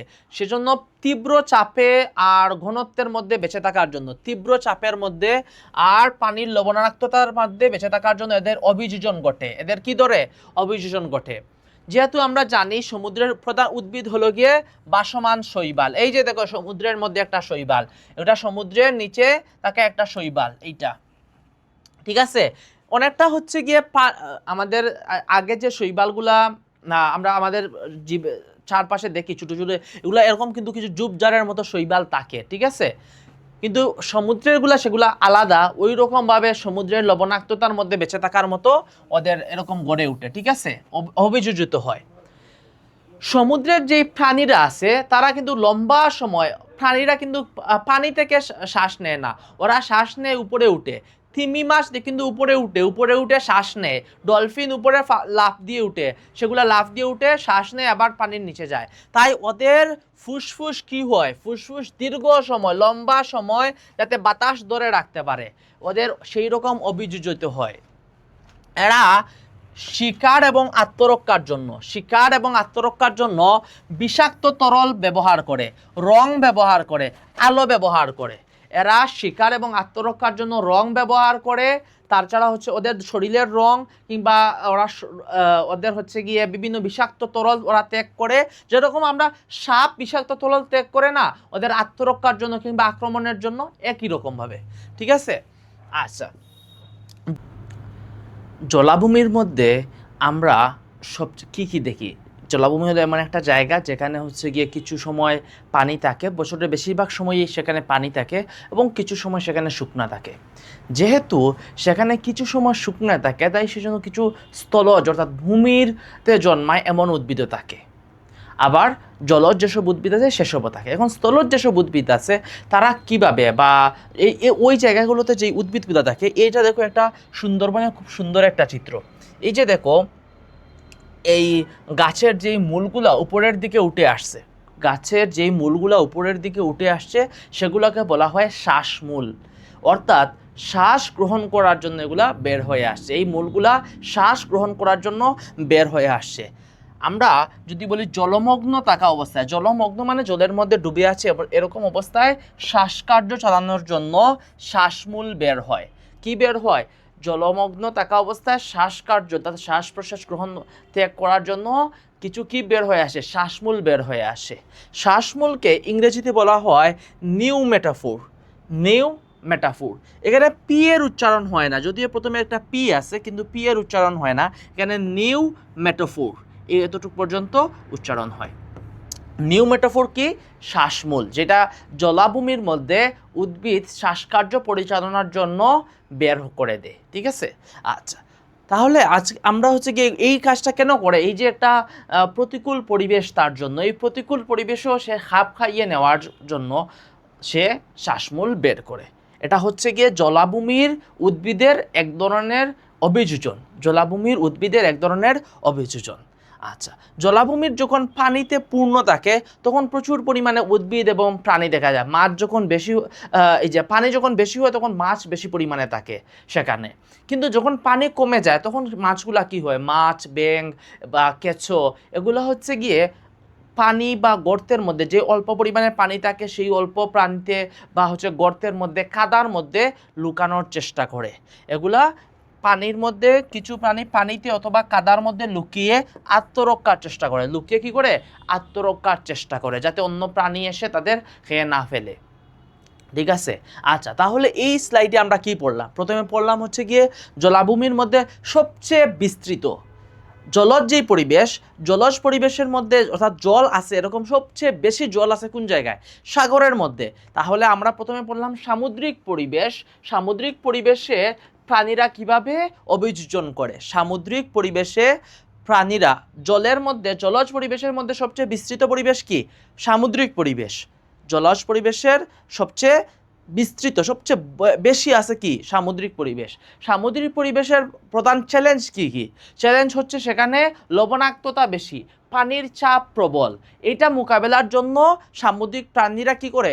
অভিযোজন করে। সেখানে মাছের কি হয়? মাছের মাথা এবং লেজের দিকটা সরু হয়, যাতে চাপের সাথে কিংবা এই যে ঢেউয়ের সাথে সে খাপ খাইয়ে নিতে পারে। এটা এক ধরনের অভিযোজন। আর আমরা পড়েছিলাম যে পাখনা এবং লেজ সাঁতার কাটতে সাহায্য করে তাদেরকে। এছাড়াও হচ্ছে সমুদ্রের মধ্যে যেই মেরুদণ্ডী প্রাণীরা আছে, মেরুদণ্ডী প্রাণীদেরা কিন্তু হচ্ছে গিয়ে শ্বাসকার্য চালায় ফুসফুস দিয়ে। এমন কিছু হচ্ছে গিয়ে প্রাণী আছে যারা হচ্ছে গিয়ে সমুদ্রের পানির নিচে থাকে কিন্তু তাদের ফুসফুস আছে। তারা হচ্ছে গিয়ে কী করে? একবার সমুদ্রের পানির উপরে উঠে এসে তারা শ্বাস গ্রহণ করে, সেই শ্বাসটা তাদের ফুসফুসের মধ্যে লম্বা সময় ধরে রাখে। ফুসফুসে লম্বা সময় ধরে রাখে, বাতাস জমা রাখে, যাতে যখন পানিতে ডুবে থাকে তখনও শ্বাসকার্য চালিয়ে নিতে পারে। আচ্ছা, এছাড়াও তাদের আরেকটা অভিযোজন বা খাপ খাইয়ে নেওয়া হলো, তারা শিকার ধরার জন্য কিংবা আত্মরক্ষার জন্য তারা কি করে? তারা হচ্ছে গিয়ে আলো, রং এবং বিষাক্ত তরল ব্যবহার করে। আশা করি তোমরা বুঝতে পারছো। আর জলাভূমি মানে হচ্ছে যেখানে অল্প পরিমাণে জল থাকে বা নিচু জায়গা, যেখানে হচ্ছে গিয়ে বেশিরভাগ সময় কি থাকে? বছরের পানি থাকে, অল্প সময় পানি কমে যায় বা শুকিয়ে যায়, সেগুলোকে জলাভূমি বলে। সেখানে কি হয়? শ্বাসমূল হয়, উদ্ভিদের শ্বাসমূল হয় তাদের শ্বাসকার্য চালিয়ে নেওয়ার জন্য, পানির মধ্যে থাকা অবস্থায়, জলমগ্ন থাকা অবস্থায়। শ্বাসমূলকে ইংরেজিতে কি বলে? নিউমেটাফোর। ঠিক আছে? আচ্ছা, আর যখন হচ্ছে গিয়ে পানি কমে যায় তখন সেখানে থাকা প্রাণীরা অল্প পানিতে অথবা কাদার মধ্যে লুকিয়ে আত্মরক্ষার চেষ্টা করে। এই ছিল এই স্লাইডের মূল আলোচনা। আর আমরা হচ্ছে গিয়ে নতুন একটা জিনিস দেখলাম, শ্বাসমূল। এটা শ্বাসমূল হচ্ছে গিয়ে শ্বাসমূলের সাহায্যে তারা কি করে? শ্বাসকার্য চালিয়ে নেয় জলের মধ্যে থাকা অবস্থায়। আচ্ছা, এখন আসেন আমরা কিছু প্রশ্ন সলিউশন করব। আমরা পুরো চ্যাপ্টারটা পারি, কিন্তু চ্যাপ্টারের যদি আমরা প্রশ্ন সমাধান করতে না পারি, পরীক্ষায় তো প্রশ্নই আসবে। তাই আমাদের কীভাবে সুন্দরভাবে এবং ইফেক্টিভলি আমরা প্রশ্ন সমাধান করতে পারি সেটা জানা জরুরি। প্রথম প্রশ্নটা কি? সঠিক উত্তরে টিক চিহ্ন দাও। সঠিক উত্তরে টিক চিহ্ন দাও। আচ্ছা, জলজ প্রাণীর অনন্য বৈশিষ্ট্য কি? জলজ উদ্ভিদের অনন্য বৈশিষ্ট্য কি? আচ্ছা, জলজ উদ্ভিদ বলছে, তাহলে সেটা জলজ উদ্ভিদ কোনটা? কচুরিপানা ছিল। কচুরিপানার কি ছিল? বায়ুকুটুরি ছিল। কচুরিপানার বায়ুকুটুরি, তাহলে উত্তর হচ্ছে বায়ুকুটুরি। মাংসাশী প্রাণীর প্রধান বৈশিষ্ট্য কোনটি? মাংসাশী প্রাণীর জন্য মাংস চিড়ে খাওয়ার কি দরকার? দাঁত প্রয়োজন। আমরা পরে আসছিলাম। তাহলে কি দরকার? তীক্ষ্ণ দাঁত। আচ্ছা, এখন আমরা আরেকটা এমসিকিউ সলভ করি। এটা হচ্ছে গিয়ে শ্বাসমূল কোন উদ্ভিদে দেখা যায়? আমরা একটু আগে পড়ে আসছিলাম। শ্বাসমূল হচ্ছে গিয়ে জলাভূমির যেই উদ্ভিদগুলো রয়েছে, জলাভূমির উদ্ভিদের মধ্যে রয়েছে সুন্দরী, গজার, তারপরে হচ্ছে গিয়ে এই উদ্ভিদগুলা, হিজল। আচ্ছা, তাহলে পাকুড়। আমরা হচ্ছে গিয়ে সুন্দরবনের একটা উদ্ভিদ হলো সুন্দরী, তাহলে সুন্দরী আমরা হচ্ছে গিয়ে উত্তর দিতে পারি। ঠিক আছে, এখন আমরা কিছু শূন্যস্থান পূরণ করব। তোমাদের পরীক্ষার মধ্যে শূন্যস্থান পূরণ আসে। তো প্রথমে হচ্ছে গিয়ে নিচের শব্দগুলো থেকে সঠিক শব্দ নিয়ে শূন্যস্থান পূরণ করো। এখানে অনেকগুলো শব্দ আছে, সবগুলা কিন্তু 5টা শব্দ আছে, কিন্তু প্রশ্ন কয়টা? প্রশ্ন মাত্র 3টা। তার মানে সবগুলা এখানে উত্তর হবে না, আমাদের খুব সাবধানতার সাথে উত্তরটা যাচাই করতে হবে। প্রথম প্রশ্ন, জলজ উদ্ভিদের প্রাণীতে জলজ উদ্ভিদ বলছে, উদ্ভিদকে পানিতে বেঁচে থাকতে সাহায্য করে কোনটি?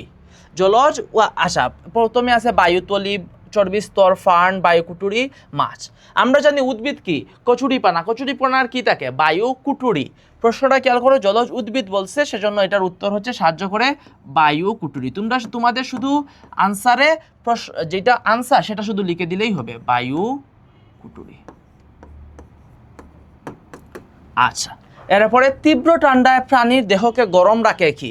তীব্র ঠান্ডার মধ্যে কোন প্রাণীরা থাকে? আমরা বলছিলাম যে সাদা ভাল্লুক, এগুলো হচ্ছে গিয়ে মেরু অঞ্চলে থাকে, তাদের হচ্ছে গিয়ে চর্বি স্তর থাকে, ভারী চর্বি স্তর থাকে যেটা তাদের গরম রাখতে সাহায্য করে। তাহলে এটার উত্তর হচ্ছে চর্বি স্তর। এরপরে হচ্ছে তৃতীয়, ছায়াযুক্ত স্থানের একটি উদ্ভিদ কি? ছায়াযুক্ত স্থানে কোন কোন উদ্ভিদ জন্মাতো? মস, ফার্ন, এগুলা। এখানে কি আছে? এখানে আছে ফার্ন, তাহলে হচ্ছে উত্তর ফার্ন। আশা করি তোমরা শূন্যস্থান পূরণ কিভাবে করতে হয় সেটা পারবে, শুধু তোমাদের উত্তরগুলো লিখে দিয়ে আসতে হবে। এখন আমরা পড়ব সংক্ষিপ্ত প্রশ্ন। সংক্ষিপ্ত প্রশ্নের মূলত থাকে 2 বা 3 মার্ক। তো সংক্ষিপ্ত প্রশ্নের জন্য কমপক্ষে 2 থেকে 3টা লাইন লিখতে হবে, 2 থেকে 3টা বাক্য লিখতে হবে। এখন আসেন প্রথম প্রশ্নটা আমরা দেখি এবং কিভাবে সেটার উত্তর করা যায়। জীবের আবাসস্থল বলতে কি বোঝায়?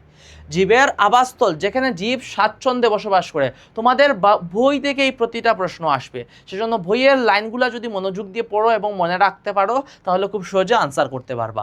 জীবের আবাসস্থল, জীবের আবাসস্থল হচ্ছে গিয়ে জীবের স্বাচ্ছন্দ্যে যেখানে জীব বসবাস করতে পারে সেটাই জীবের আবাসস্থল। আমাদের আরও একটা লাইন বৃদ্ধি করে, যেমন আমরা সাথে একটা উদাহরণ দিতে পারি যে যেমন মাছ পানিতে স্বাচ্ছন্দ্যে বসবাস করতে পারে, সেজন্য হচ্ছে গিয়ে মাছ কি? মাছ হচ্ছে গিয়ে মাছের আবাসস্থল হচ্ছে জলজ পরিবেশ। ঠিক আছে, এরপরে হচ্ছে গিয়ে স্বাদু পানির পরিবেশে কি ধরনের প্রাণী ও উদ্ভিদ থাকে? তো স্বাদু পানি কোনটা? এই যে নদী, নালা, খালবিল, পুকুরের পানিটা হচ্ছে গিয়ে স্বাদু পানি। তো এখানে কোন কোন প্রাণী থাকে আর উদ্ভিদ থাকে, দুইটাই লিখতে হবে। প্রশ্ন ভালো করে খেয়াল করবে যে কি কি প্রশ্নে চাইছে। তো প্রাণী থাকে হচ্ছে গিয়ে নদী, নালা, খালবিলে প্রাণী কি কি থাকে? মাছ থাকে। কোন ধরনের মাছ? রুই মাছ, তারপরে মৃগেল, কাতল, পুঁটি মাছ, এই ধরনের মাছগুলো থাকে। সাথে ব্যাঙ, তারপরে আমাদের সাপ, কাঁকড়া, শামুক, ঝিনুক, তারপরে চিংড়ি, এগুলো হচ্ছে স্বাদু পানিতে প্রাণী। আর উদ্ভিদ কি কি থাকে? উদ্ভিদ থাকে কচুরিপানা, শাপলা, পদ্ম, খুদিপানা, টুপাপানা এবং বিভিন্ন ধরনের শৈবাল। ঠিক আছে, এখন আসেন লাস্ট প্রশ্ন। তার মানে প্রাণী এবং উদ্ভিদ অন্তত দুইটা দিয়ে 2টা লাইন লিখতে হবে। এখন আসেন জলজ প্রাণীতে কি ধরনের অভিযোজন ঘটে? জলজ প্রাণী বলছে, জলজ প্রাণী হচ্ছে গিয়ে কোনগুলো? জলজ প্রাণী হচ্ছে মাছ। তাহলে মাছের কি কি হচ্ছে গিয়ে অভিযোজন ঘটে? মাছের অভিযোজন ঘটে তাদের মাথা এবং লেজ সরু হয়, এবং 1 নাম্বার তাদের মাথা এবং লেজ সরু হয়। দ্বিতীয়ত তাদের হচ্ছে বায়ুতলি থাকে, বায়ুতলির মাধ্যমে তারা সহজে সাঁতার কাটতে পারে।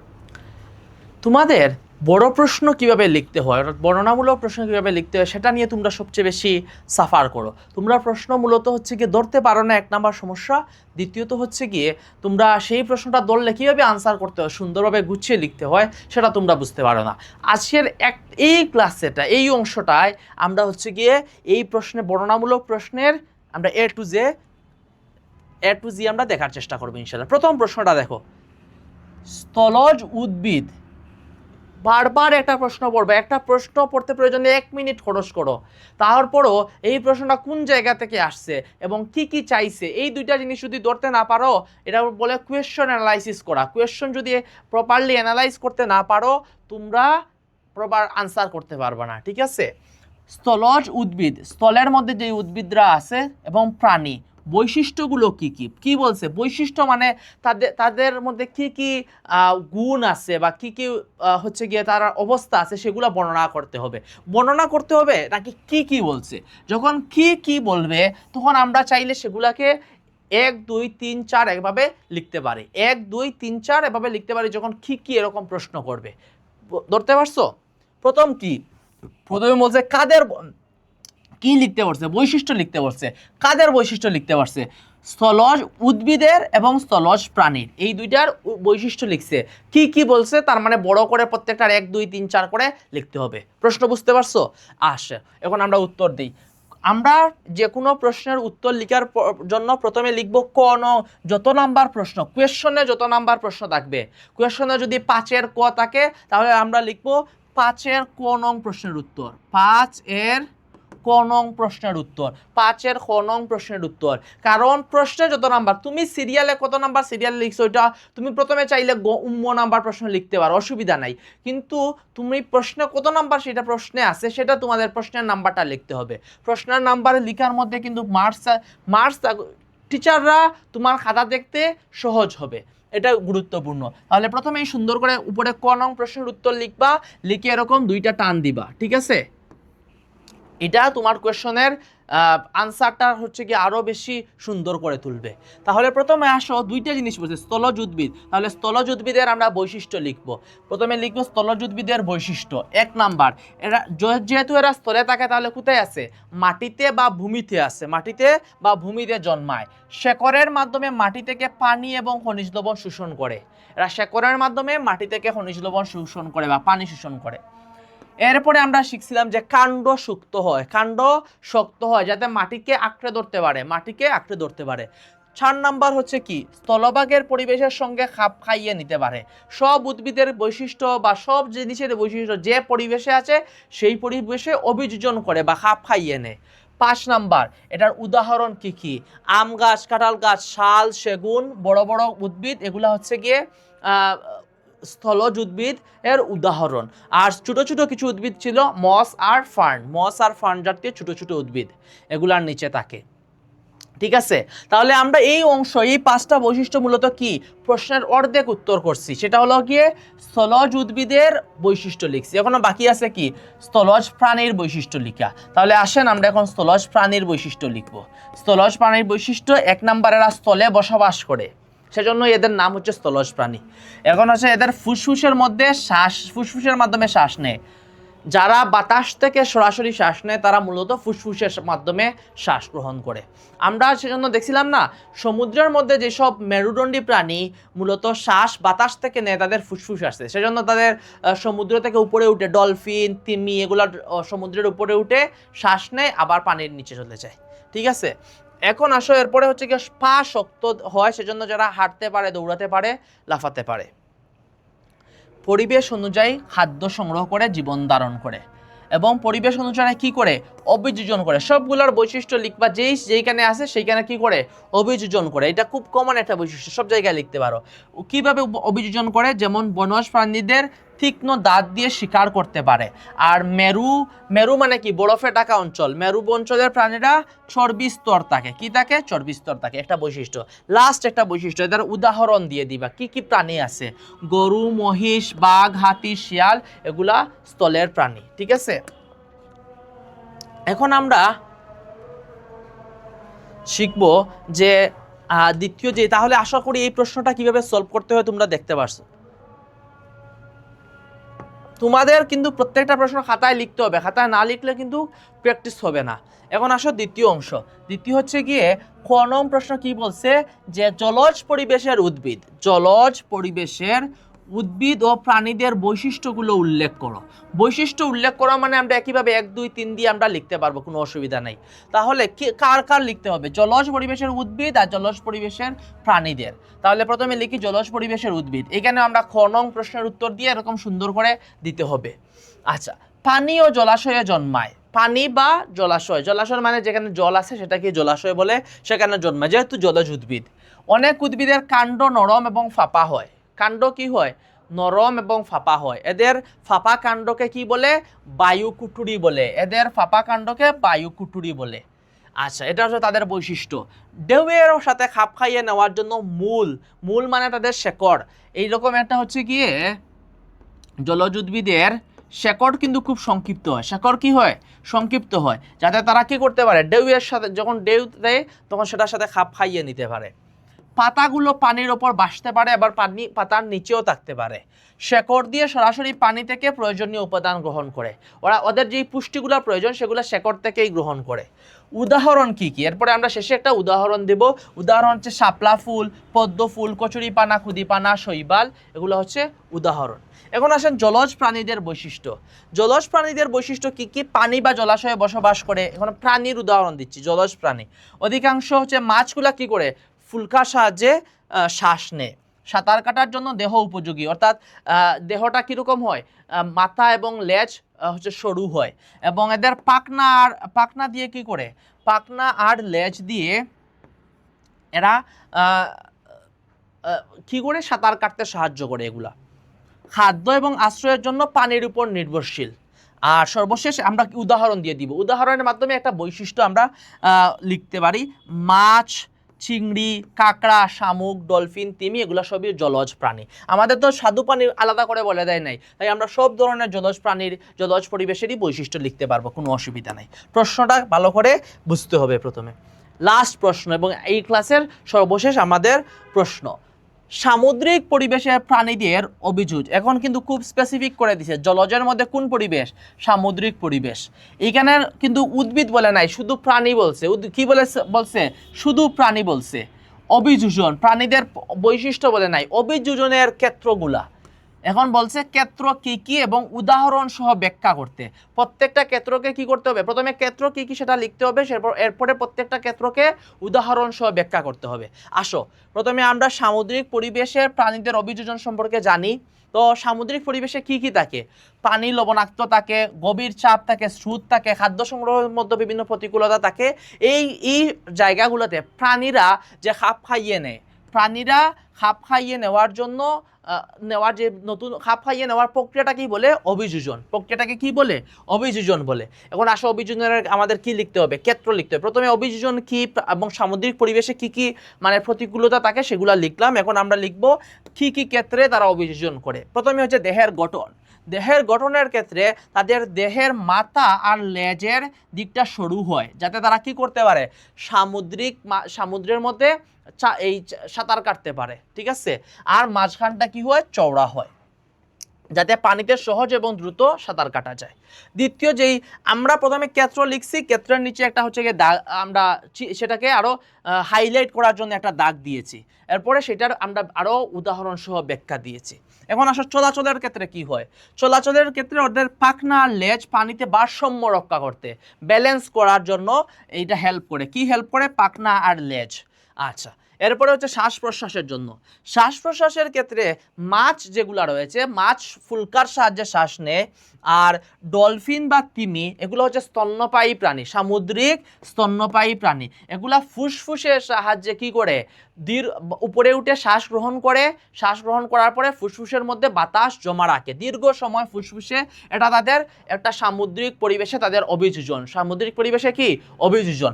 অর্থাৎ তারা শ্বাস প্রশ্বাসের ক্ষেত্রে তিমি মাছ, ডলফিন এগুলো স্তন্যপায়ী প্রাণী, এগুলো অভিযোজন করেছে। এরপরে আত্মরক্ষা করার জন্য কি করছে? আত্মরক্ষা করার জন্য এরা বিভিন্ন আলো, দেহের রং পরিবর্তন করে, কিংবা বিষাক্ত তরল, সাপ যেরকম ওদের বিষ, তরল বিষ ছাড়ে, সেরকম হচ্ছে এরকম ওরা আত্মরক্ষার জন্য কিংবা শিকারের জন্য বিষাক্ত তরল ব্যবহার করে। এটা তাদের আত্মরক্ষার জন্য অভিযোজন। এখন আসো লবণাক্ততা, চাপ সহ্য করার জন্য ওরা যে সমুদ্রের মধ্যে তীব্র লবণাক্ততা থাকে এবং চাপ থাকে, এর মধ্যে ওরা খাপ খাইয়ে নেয়। এরা সামুদ্রিক এক প্রকারের অভিযোজন। এরপরে তোমরা উদাহরণ দিয়ে দিবা, হাঙ্গর মাছ, তিমি মাছ, ডলফিন, অক্টোপাস, জেলিফিশ এগুলো সামুদ্রিক প্রাণী এবং সামুদ্রিক মাছ। এগুলো সমুদ্রের এই তীব্র লবণাক্ততা, চাপের মধ্যে খাপ খাইয়ে নেয়। এটাই হচ্ছে গিয়ে সামুদ্রিক প্রাণীদের অভিযোজন। আশা করি এই চ্যাপ্টারটা তোমরা বুঝতে পারছো এবং কীভাবে সংক্ষিপ্ত প্রশ্ন এবং বর্ণনামূলক প্রশ্ন আনসার করতে হয় সেটা তোমরা বুঝতে পারছো। তাই এই প্রশ্নগুলা কিন্তু তোমাদের বইয়ে আছে। এগুলো সুন্দর করে এরকম সাজিয়ে তোমরা খাতায় নোট করে সাবমিট করবে। Thank you so much. আসসালামু আলাইকুম। এখন আমরা কিছু শূন্যস্থান পূরণ করব। তোমাদের পরীক্ষার মধ্যে শূন্যস্থান পূরণ আসে। তো প্রথম হচ্ছে গিয়ে নিচের শব্দগুলো থেকে সঠিক শব্দ নিয়ে শূন্যস্থান পূরণ করো।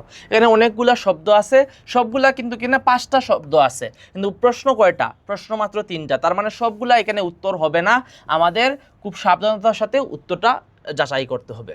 প্রথম প্রশ্ন, জলজ উদ্ভিদের প্রাণীতে, জলজ উদ্ভিদ বলছে, উদ্ভিদকে পানিতে বেঁচে থাকতে সাহায্য করে কোনটি?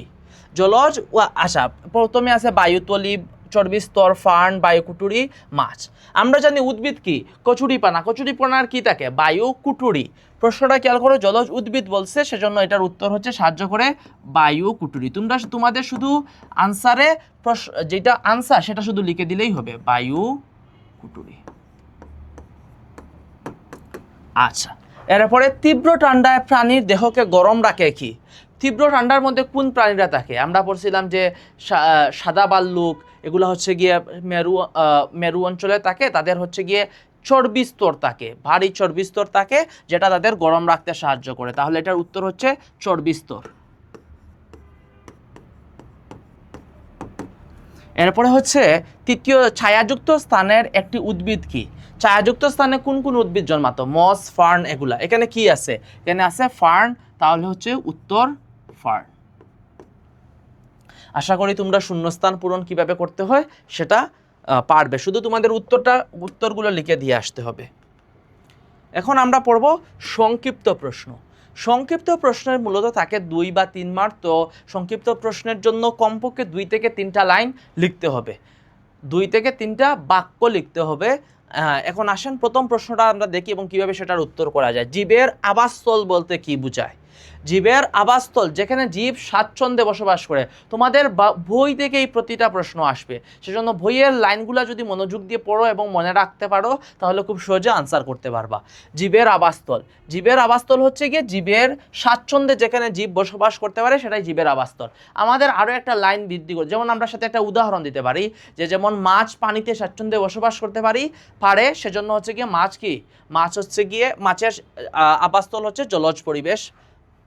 ঠিক আছে, এরপরে হচ্ছে গিয়ে স্বাদু পানির পরিবেশে কি ধরনের প্রাণী ও উদ্ভিদ থাকে? তো স্বাদু পানি কোনটা? এই যে নদী, নালা, খালবিল, পুকুরের পানিটা হচ্ছে গিয়ে স্বাদু পানি। তো এখানে কোন কোন প্রাণী থাকে আর উদ্ভিদ থাকে, দুইটাই লিখতে হবে। প্রশ্ন ভালো করে খেয়াল করবে যে কি কি প্রশ্নে চাইছে। তো প্রাণী থাকে হচ্ছে গিয়ে নদী, নালা, খালবিলে প্রাণী কি কি থাকে? মাছ থাকে। কোন ধরনের মাছ? রুই মাছ, তারপরে মৃগেল, কাতল, পুঁটি মাছ, এই ধরনের মাছগুলো থাকে। সাথে ব্যাঙ, তারপরে আমাদের সাপ, কাঁকড়া, শামুক, ঝিনুক, তারপরে চিংড়ি, এগুলো হচ্ছে স্বাদু পানিতে প্রাণী। আর উদ্ভিদ কি কি থাকে? উদ্ভিদ থাকে কচুরিপানা, শাপলা, পদ্ম, খুদিপানা, টুপাপানা এবং বিভিন্ন ধরনের শৈবাল। ঠিক আছে, এখন আসেন লাস্ট প্রশ্ন। তার মানে প্রাণী এবং উদ্ভিদ অন্তত দুইটা দিয়ে 2টা লাইন লিখতে হবে। এখন আসেন জলজ প্রাণীতে কি ধরনের অভিযোজন ঘটে? জলজ প্রাণী বলছে, জলজ প্রাণী হচ্ছে গিয়ে কোনগুলো? জলজ প্রাণী হচ্ছে মাছ। তাহলে মাছের কি কি হচ্ছে গিয়ে অভিযোজন ঘটে? মাছের অভিযোজন ঘটে তাদের মাথা এবং লেজ সরু হয়, এবং 1 নাম্বার তাদের মাথা এবং লেজ সরু হয়। দ্বিতীয়ত তাদের হচ্ছে বায়ুতলী থাকে, বায়ুতলীর মাধ্যমে তারা সহজে সাঁতার কাটতে পারে। ঠিক আছে, তোমাদের বড় প্রশ্ন কিভাবে লিখতে হয়, বর্ণনামূলক প্রশ্ন কিভাবে লিখতে হয় সেটা নিয়ে তোমরা সবচেয়ে বেশি সাফার করো। তোমরা প্রশ্ন মূলত হচ্ছে গিয়ে ধরতে পারো না, 1 নাম্বার সমস্যা। দ্বিতীয়ত হচ্ছে গিয়ে তোমরা সেই প্রশ্নটা ধরলে কীভাবে আনসার করতে হয়, সুন্দরভাবে গুছিয়ে লিখতে হয় সেটা তোমরা বুঝতে পারো না। আজকের এই ক্লাসেটা, এই অংশটায় আমরা হচ্ছে গিয়ে এই প্রশ্নে, বর্ণনামূলক প্রশ্নের আমরা এ টু জি আমরা দেখার চেষ্টা করবো ইনশাআল্লাহ। প্রথম প্রশ্নটা দেখো, স্থলজ উদ্ভিদ। বারবার একটা প্রশ্ন পড়বে, একটা প্রশ্ন পড়তে প্রয়োজনে 1 মিনিট খরচ করো। তারপরও এই প্রশ্নটা কোন জায়গা থেকে আসছে এবং কি কি চাইছে, এই 2টা জিনিস যদি ধরতে না পারো, এটা বলে কোয়েশ্চন অ্যানালাইসিস করা। কোয়েশ্চন যদি প্রপারলি অ্যানালাইজ করতে না পারো তোমরা প্রপার আনসার করতে পারবে না। ঠিক আছে, স্থলজ উদ্ভিদ, স্থলের মধ্যে যে উদ্ভিদরা আছে এবং প্রাণী, বৈশিষ্ট্যগুলো কি কি? কি বলছে বৈশিষ্ট্য মানে তাদের মধ্যে কি কি গুণ আছে বা কি কি হচ্ছে গিয়ে তার অবস্থা আছে সেগুলো বর্ণনা করতে হবে নাকি কি কি বলছে? যখন কি কি বলবে তখন আমরা চাইলে সেগুলাকে 1 2 3 4 এভাবে লিখতে পারি, 1 2 3 4 এভাবে লিখতে পারি যখন কি কি এরকম প্রশ্ন করবে। ধরতে পারছো? প্রথমে বলছে কাদের, কি লিখতে পারছে? বৈশিষ্ট্য লিখতে পারছে। কাদের বৈশিষ্ট্য লিখতে পারছে? স্থলজ উদ্ভিদের এবং স্থলজ প্রাণীর, এই 2টার বৈশিষ্ট্য লিখছে। কি কি বলছে তার মানে বড় করে প্রত্যেকটার 1 2 3 4 করে লিখতে হবে। প্রশ্ন বুঝতে পারছো? আসে, এখন আমরা উত্তর দিই। আমরা যে কোনো প্রশ্নের উত্তর লেখার জন্য প্রথমে লিখব ক যত নাম্বার প্রশ্ন, কোয়েশ্চনে যত নাম্বার প্রশ্ন থাকবে, কোয়েশ্চনে যদি 5-এর ক থাকে তাহলে আমরা লিখব 5-এর ক নং প্রশ্নের উত্তর, 5-এর ক নং প্রশ্নের উত্তর, 5-এর খ নং প্রশ্নের উত্তর। কারণ প্রশ্নে যত নাম্বার, তুমি সিরিয়ালে কত নাম্বার সিরিয়াল লিখছো ওইটা তুমি প্রথমে চাইলে নাম্বার প্রশ্ন লিখতে পারো, অসুবিধা নাই। কিন্তু তুমি প্রশ্নে কত নাম্বার সেটা প্রশ্নে আছে, সেটা তোমাদের প্রশ্নের নাম্বারটা লিখতে হবে। প্রশ্নের নাম্বার লেখার মধ্যে কিন্তু মার্কস টিচাররা তোমার খাতা দেখতে সহজ হবে, এটা গুরুত্বপূর্ণ। তাহলে প্রথমেই সুন্দর করে উপরে ক নং প্রশ্নের উত্তর লিখবা, লিখে এরকম 2টা টান দিবা। ঠিক আছে, এটা তোমার কোয়েশ্চনের আনসারটা হচ্ছে কি আরও বেশি সুন্দর করে তুলবে। তাহলে প্রথমে আসো দুইটা জিনিস বলছে, স্থলজ উদ্ভিদ। তাহলে স্থলজ উদ্ভিদের আমরা বৈশিষ্ট্য লিখব। প্রথমে লিখবো স্থলজ উদ্ভিদের বৈশিষ্ট্য। 1 নাম্বার, এরা যেহেতু এরা স্থলে থাকে তাহলে কোথায় আছে? মাটিতে বা ভূমিতে আছে, মাটিতে বা ভূমিতে জন্মায়। শেকড়ের মাধ্যমে মাটি থেকে পানি এবং খনিজ লবণ শোষণ করে। এরা শেকড়ের মাধ্যমে মাটি থেকে খনিজ লবণ শোষণ করে বা পানি শোষণ করে। এরপরে আমরা শিখছিলাম যে কাণ্ড শক্ত হয়, কাণ্ড শক্ত হয় যাতে মাটিকে আঁকড়ে ধরতে পারে, মাটিকে আঁকড়ে ধরতে পারে। 4 নাম্বার হচ্ছে কি, স্থলভাগের পরিবেশের সঙ্গে খাপ খাইয়ে নিতে পারে। সব উদ্ভিদের বৈশিষ্ট্য বা সব জিনিসের বৈশিষ্ট্য যে পরিবেশে আছে সেই পরিবেশে অভিযোজন করে বা খাপ খাইয়ে নেয়। 5 নাম্বার, এটার উদাহরণ কি কি? আম গাছ, কাঁঠাল গাছ, শাল, সেগুন, বড় বড় উদ্ভিদ, এগুলা হচ্ছে গিয়ে স্থলজ উদ্ভিদ এর উদাহরণ। আর ছোট ছোট কিছু উদ্ভিদ ছিল মস আর ফার্ন, মস আর ফার্ন জাতীয় ছোট ছোট উদ্ভিদ এগুলার নিচে থাকে। ঠিক আছে, তাহলে আমরা এই অংশ, এই 5টা বৈশিষ্ট্য মূলত কি প্রশ্নের অর্ধেক উত্তর করছি, সেটা হলো গিয়ে স্থলজ উদ্ভিদের বৈশিষ্ট্য লিখছি। এখনো বাকি আছে কি স্থলজ প্রাণীর বৈশিষ্ট্য লিখা। তাহলে আসেন আমরা এখন স্থলজ প্রাণীর বৈশিষ্ট্য লিখব। স্থলজ প্রাণীর বৈশিষ্ট্য 1 নাম্বার, এরা স্থলে বসবাস করে, সেজন্য এদের নাম হচ্ছে স্থলজ প্রাণী। এখন হচ্ছে এদের ফুসফুসের মধ্যে শ্বাস, ফুসফুসের মাধ্যমে শ্বাস নেয়। যারা বাতাস থেকে সরাসরি শ্বাস নেয় তারা মূলত ফুসফুসের মাধ্যমে শ্বাস গ্রহণ করে। আমরা সেজন্য দেখছিলাম না সমুদ্রের মধ্যে যেসব মেরুদণ্ডী প্রাণী মূলত শ্বাস বাতাস থেকে নেয় তাদের ফুসফুস আছে, সেজন্য তাদের সমুদ্র থেকে উপরে উঠে ডলফিন, তিমি এগুলা সমুদ্রের উপরে উঠে শ্বাস নেয় আবার পানির নিচে চলে যায়। ঠিক আছে, এখন আসো এরপরে হচ্ছে কি পা শক্ত হয়, সেজন্য যারা হাঁটতে পারে, দৌড়াতে পারে, লাফাতে পারে। পরিবেশ অনুযায়ী খাদ্য সংগ্রহ করে জীবন ধারণ করে এবং পরিবেশ অনুযায়ী কি করে অভিযোজন করে। সবগুলোর বৈশিষ্ট্য লিখবা, যেইখানে আছে সেইখানে কি করে অভিযোজন করে। এটা খুব কমন একটা বৈশিষ্ট্য, সব জায়গায় লিখতে পারো। কিভাবে অভিযোজন করে? যেমন বনজ প্রাণীদের তীক্ষ্ণ দাঁত দিয়ে শিকার করতে পারে। আর মেরু মানে কি বরফে ঢাকা অঞ্চল, মেরু অঞ্চলের প্রাণীরা চর্বি স্তর থাকে। কি থাকে? চর্বি স্তর থাকে, একটা বৈশিষ্ট্য। লাস্ট একটা বৈশিষ্ট্য, এদের উদাহরণ দিয়ে দিবা কি কি প্রাণী আছে। গরু, মহিষ, বাঘ, হাতি, শিয়াল এগুলা স্থলের প্রাণী। ঠিক আছে, এখন আমরা শিখব যে দ্বিতীয় যে, তাহলে আশা করি এই প্রশ্নটা কিভাবে সলভ করতে হয় তোমরা দেখতে পারছো। তোমাদের কিন্তু প্রত্যেকটা প্রশ্ন খাতায় লিখতে হবে, খাতায় না লিখলে কিন্তু প্র্যাকটিস হবে না। এখন আসো দ্বিতীয় অংশ।